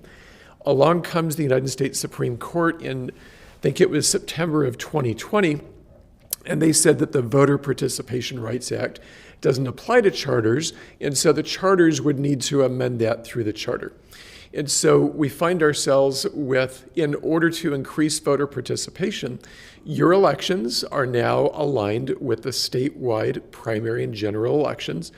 But nevertheless, other components didn't transfer along as well. So for example, although anybody who was elected in November would swear in December, the charter requires a swearing in July, and the charter requires that you reorganize yourselves, electing a new president and vice president to serve for a year in July. So this is a housekeeping measure. This is going to align with the city election dates, and it's going to align your reorganization dates. There are a few other cleanup items in there, such as that the City Council, I want to say it was about 1976 or so, they changed their filing date for filing petitions in response to a California Supreme Court date. That's simply never been applied to the school charter provision, so that cleanup provision is in there. So it's a matter of housekeeping and to align those dates. We look forward to this being passed. It should simplify your reorganization, and it will increase voter participation, and it will keep your election costs low by aligning your dates with the city. I'm open for questions. Mr. Otto? Yeah, I may have misheard you, but I thought you said the United States Supreme Court had did a decision about this. I think it was the California Supreme Court. Yeah, my blood sugar's running low. If I said the United States, it's a demotion. It would have been the California Supreme Court. Interestingly, though, that was a case which actually involved the Long Beach City Charter. Right. Yeah, no, and I think that what you meant to say was that if the United States Supreme Court had it, they would have voted exactly the same way. Undoubtedly, yes. Yeah, this is nothing to do with what it is we're asking you to do, but people should know that in the Long Beach City Charter, the election for the Long Beach Community College District is a winner-take-all vote, which means that they don't have a primary. If you have 10 candidates, the person that gets the most votes wins, which means that they will go on the same schedule as us, but that we will be going on. However, their filing period is not over yet. So you can probably, if you want to run for the Long Beach City College Board, you can probably do that until sometime in September. Because in November, when they have the election, whoever gets the most votes for any individual seat will be the person that's seated. And people don't know that, and it's not only a political fact, and you have to be a resident for 30 days before, and we've changed that with this as well. But that's one of the ways that we're different from Long Beach City College. So didn't one of us used to be on that board, Mr. Otto? I don't know. So, Brent, in a nutshell, this codifies our June-November election cycle, beginning with this current year's election cycle. If we approve. If you approve it, it would actually take effect in the next election cycle, right? Well, so this would be approved by the voters in November of 2022, which means that the next election cycle then would follow these new dates. And your next reorganization dates would follow what was approved, and so you would elect your new president and vice president in December of 2022. Isn't it 2022? Isn't that what we did 2 years ago? What do you mean? In December of 2020, didn't we do that when Mr. Otto and Mr. Miller joined the board? So There's another mess. Yeah, so a municipal ordinance changed the dates of the elections, but that municipal ordinance now needs to be codified in this charter amendment. Yes. Right. No, and the election that Mr. Miller and I participated in was in March of 2020. And even though it was on March 3rd, the winner, there was a runoff in one race, but not in the other. But the winners were not sworn in until late December, which meant there were 9 months where there was at least one that was elected, but not in office for 9 months. And by the way, another fact about this, if I can remember this, is that what we do when we set up our redistricting and whatnot that's a recommendation to the city of Long Beach, and they actually have the power to reject that, I think, and that's also in the charter. I mean, they have to approve what it is that we suggest. Yep. Yeah. So just to reaffirm. This year, maybe this is what I meant to say, but this year will be the first election cycle that we have a June primary and a November general. Yes. Yeah, okay. Right.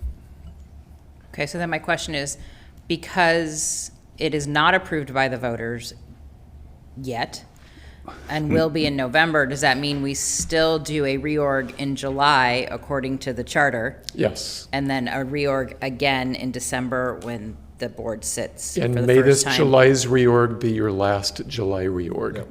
Okay. Okay. Thank you. More discussion to come on that when we get there, Mr. North. For now, this codifies what you just shared. Yes. With us. Okay.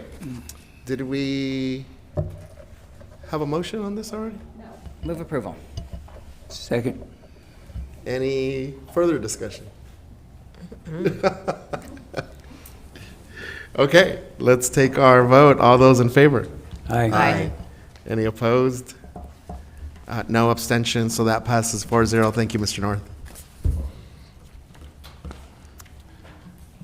We are on report of board members. Why don't you start us off tonight, Mr. Otto? Okay.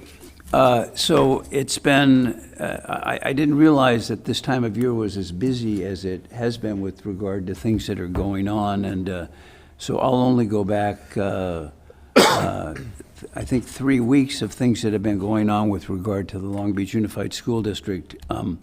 On March 26th, I attended at the Renaissance Hotel the all-day early childhood education symposium, which was fascinating, and especially since we're working in the direction of all-day kindergarten and pre-kindergarten, and there was an incredible crowd of people. I spent one of the breakout sessions with the principal of Naples Elementary School, being her partner, going through some exercises and feeling old, but and another one with the aquarium, which did a special presentation on how they do early childhood education, but not formally, and so it was a fascinating event.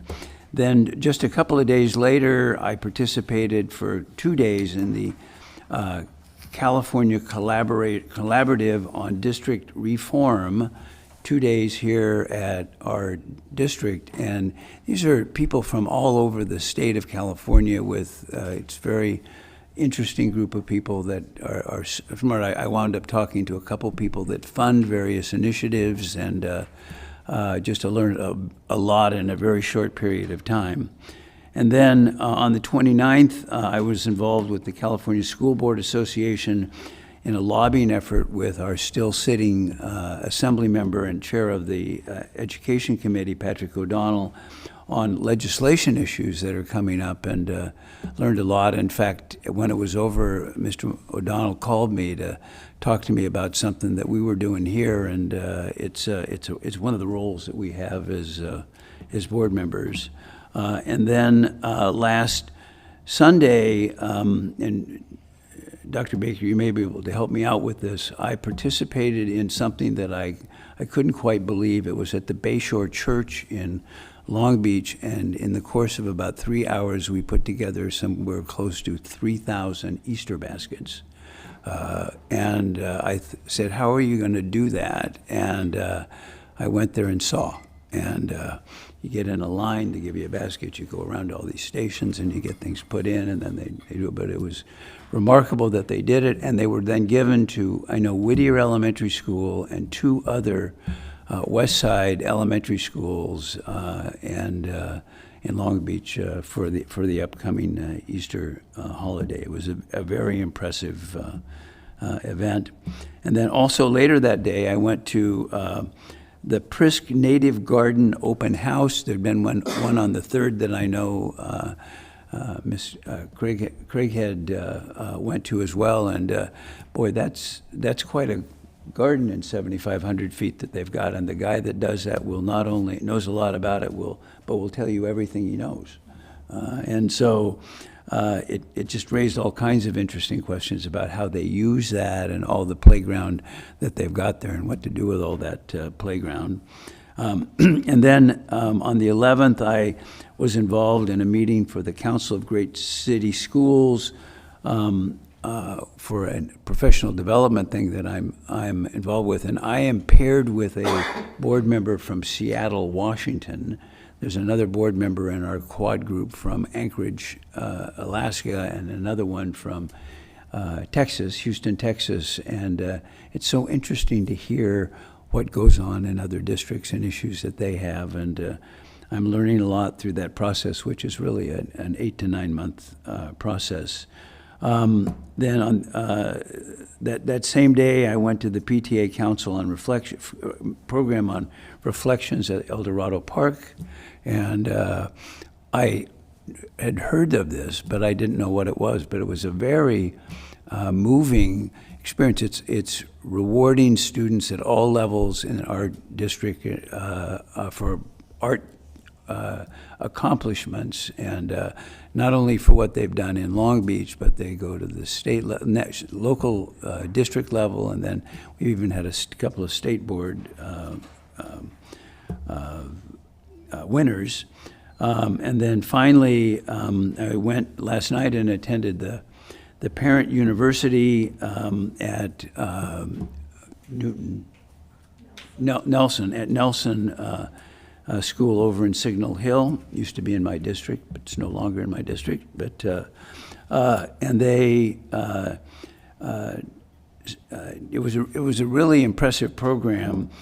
They dealt with the pillars 3 and 4 of the Learning Acceleration Support Plan, parent engagement, and infrastructure, which was this. We're going to spend $43 to $45 million on furniture over the next few years, and it's not just replacement furniture; it's modern furniture with the way that students live. And I remember going home and my wife saying, "What are they doing?" And I said, I'm not sure, but they're modernizing the school district. So it's been a couple weeks with a lot of learning about what goes on, and I was very appreciative. So.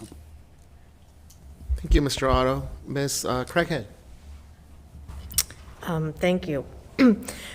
I'll follow up on that Prisk Garden thing. It turns out my older son was a third grader at Prisk when part of the parking lot was taken and used for the garden. So my involvement with that garden goes back many years, and that volunteer who's there on a daily basis is Mr. Mike Letterello, and he loves that garden, and I think without him it wouldn't be in existence, because he's working that garden every day, and he's wonderful, and he loves the kids, and he's helping the teachers utilize the garden in different things like science and whatever. Also, I attended the military ball, so I just want to say congratulations to the Lakewood NJROTC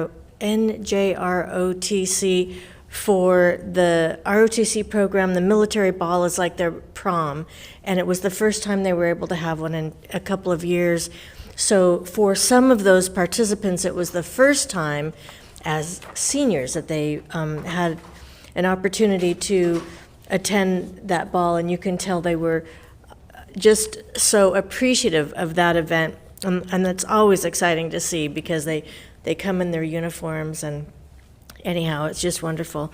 Let's see, also there was the 38th annual Norman Gottlieb Youth Art Show at the JCC, and that was middle school and high school art on display. I happened to be looking at this one kind of a caricature of a student, and then noticing the artist looking at the artwork, and it was a double take. I'm looking at this caricature, then I look back at the artist, and I'm thinking, she's so talented, even though it's a caricature, even though it's kind of a cartoon character, she captured her own essence in this self-portrait.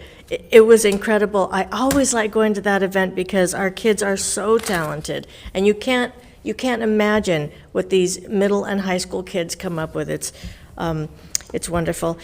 CAC meeting in person, first time in a really long time. That was so exciting. So congratulations to the CAC. And it was kind of fun because they had the presentation, the keynote speaker in Spanish, and so those of us who, I can pick out words here and there, but it's not conversational. Anyhow, so we wore the headsets and we heard the translation, so, that was a good experience too. Can I just say one thing about that? Yes. Actually, finish, because you may say it and I don't want to steal thunder. No, steal. So, so amazing to have interpretation from Spanish into English, and then from English into sign. Oh, that same night. I had forgotten that. I'm so glad you brought that up. Yeah, that was fun to watch, and so it was hard to kind of pay attention because I'm listening to the Spanish, trying to catch a word here and there, and then I'm listening to the English, and I'm watching the signers. Yes, that was an experience. A great night overall. And then lastly, I just want to finish up. Saturday, I had an opportunity to visit Bancroft Middle School, and they're doing this Saturday, a program on Saturdays. So it's the woman who brought us Dramatic Results, Math in a Basket, Christy Wilkins, we know her, she's been here many times. So she started a new nonprofit called Design, Make, Learn, and she's piloting this program at Bancroft, but I'm with her. I'm hoping we can expand that and get more kids involved and have it at different schools. One of the challenges is funding, and she can't apply for grant funding, which I know she's going to get because she's done that before. She can't apply for grant funding until she's done the program for a year and come up with some data and everything. So I'm hoping that somehow or another that funding will appear. But it's a group of kids. I believe she's got 48 kids at Bancroft, and I believe it's a 9 to 12 thing on Saturdays. I was there visiting. The kids love it. They get to come up with these design challenges, whatever it may be, and then they get to create these solutions. And so it's all about working with their hands and doing things. When I was there, the adults in the room were telling the kids, let's take a brain break, let's go outside, get some fresh air for a few minutes. Some of the kids stopped what they were doing and headed outside, and and most of the kids were resistant. They were resisting going outside and taking a break because they were so involved in what they were doing. They were so happy. I had an opportunity. I was only going to stop by and say hello, but I was there for a couple of hours. I talked to some of the kids, and they were so happy to be there in person and working with their hands, and they're working in groups or on their own, and they were loving what they were doing. Anyhow, it's a wonderful program, and if you have an opportunity, it's Bancroft's on Saturdays, 9 to 12. Mrs. Craighead, I do want to acknowledge that the school does fund the program, the Saturday program. So I think what you're referring to is expansion may involve grant funds in the future, but that is funded through the school funds, and it's something that we actually did last summer as well. Well, I'm very glad to hear that, and I know we're starting with Bancroft kids right now, but Ms. Wilkins was mentioning, wouldn't that be wonderful if we can take that little fire that started with that 48 kids and expand it to 500 kids. I know we're growing engineers, not just engineers, but we're growing kids that are improving their communication skills, problem solving, critical thinking, all that kind of stuff, and they're happy doing it. So I'd just love to see more kids have that opportunity. Thank you, Ms. Craighead. Ms. Kerr. Yes, and I know. I will keep it brief. Luckily, those two checked a whole bunch of things off of my list because, it has been a busy month. I want to shout out the Green Schools Awards that we saw earlier today. Congratulations to all those schools. I actually had the opportunity to be in Washington, D.C. doing legislative work with the Council of Great City Schools a few weeks ago, and the last time I was in Washington, D.C. was with Mr. Moskowitz and Miss Murrin and Heather Morrison from Longfellow receiving the inaugural National Green Ribbon, the first school in the district to receive that award 10 years ago. And so I just wanted to shout out the early adopters, including Danielle Vandevort, who is still going strong with that work at Hughes, because it was always the dream that it becomes institutionalized, that we have great volunteers and really engaged parents and volunteers at certain school sites, but we know that every school benefits from that, and we as a district really need to do that sustainability work. So 10 years ago, here we are with a sustainability coordinator for the first time and looking down a facilities master plan that includes a great commitment to sustainability. So kudos to everyone who's made that happen the last 10 years. I had the opportunity to have breakfast at Applebee's on a Saturday morning in support of the Jordan Leaps Academy, and it was a fundraiser, and our police and fire partners were there. So Engine 9 was there when I got there, and then I think 7s or 11s rolled in after to support the work. And thank you to Ms. Peterson and the students for serving that day. We rode our bikes over. It was great. And there's lots of other things that have already been mentioned, but I did want to say that I was able to go to the Ron Arias Health Center opening in Houghton Park. And that actually is a facility that Long Beach Unified used to use for early education. I think we had a CDC center there. And it has been transformed into a great health mecca for North Long Beach that will house some of their youth programming, their health equity programming, clinic work, and that will be available to our students right next door, especially with the forward thinking around the health equity work and the investment in the youth movement. I'm really grateful for the city to do that, and I'm excited for the partnerships that we can form with Jordan, potentially with our health pathway, to work together. So congratulations to Ron, who's been doing incredible work in the community for a long time, on that great honor for this wonderful resource for North Long Beach. Thank you, Ms. Kerr. So just props and congratulations to both CAC and DLAC for their in-person meetings. A lot of stuff, you're right, happened in the last few weeks. So I'll just share three updates. One is we had our Long Beach Male Summit today, one of our partnerships with Long Beach City College and CSULB through our Long Beach Promise partnership. So there were 150 or so students on a virtual summit. So I had an opportunity, along with an Africana Studies professor from Cal State Long Beach, to do a workshop that originally was called "What Do Universities Expect from Students?" But we flipped it, and we asked, "What do students expect from universities?"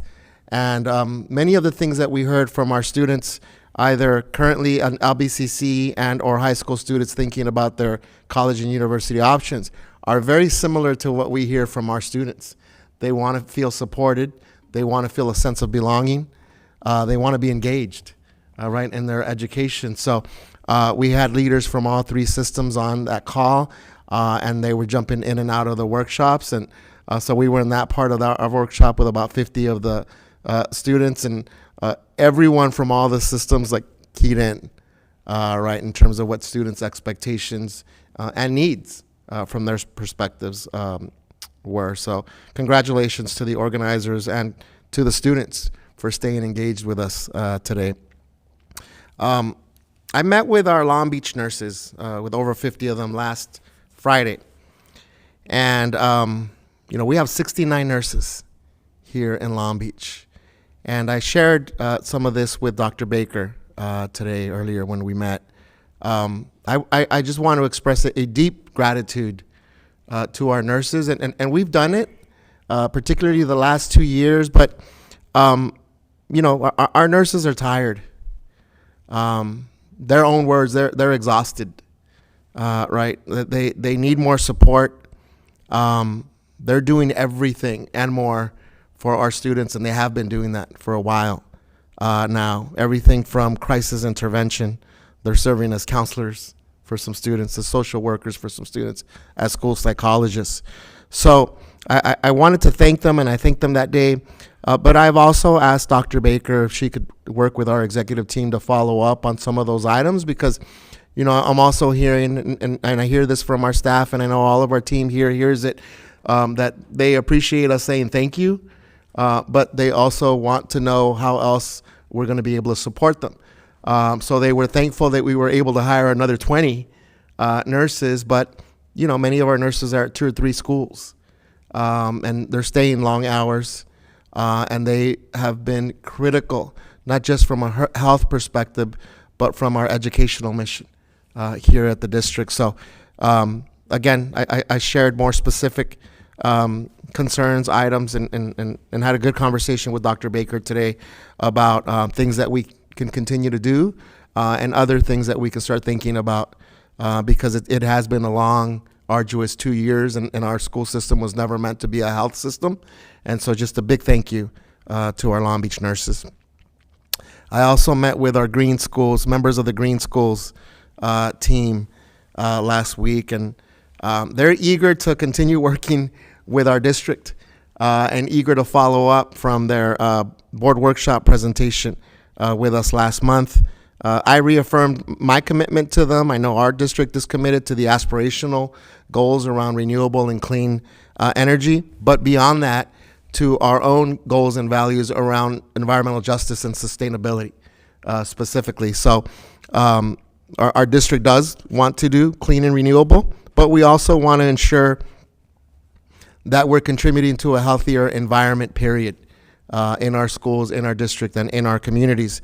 So I'm looking forward to updates, Dr. Baker, from our facilities team, and giving us options on what those next steps may be. But I do want to reaffirm my commitment to those students to continue engaging us, continue holding us accountable, continue taking ownership over your education. We're listening, we're working, and so I just want to remind our team that whatever those next steps are, that we want to uphold the commitment to both our students engaging with us, but to the importance of making sure that we, as one of them said, I'm not going to use her words, it's not just about this generation of students that have a sense of urgency, but it's in the future generations of our students. So thank you to the Green Team, and we're looking forward to continuing our work with you and for you to continue engaging us. That's my report. Dr. Baker, Superintendent's report. I just want to wish everyone who has time off next week a great spring break. This has been quite a trying few months, and we have messages going out to our staff tomorrow. And also just acknowledge that there are a lot of people that are still working next week. So for those who are off, just a safe and healthy week. For our students to take some time away, and for staff that are still working, and the RAP program will be operating, just to thank them for being here next week when many people are off. Thank you, Dr. Baker. Any announcements? Just happy Easter and a pleasant Passover. And let's take care and keep staying safe over the next few weeks. Do we have a motion to adjourn? So moved. Thank you, everyone. Have a wonderful rest of your evening.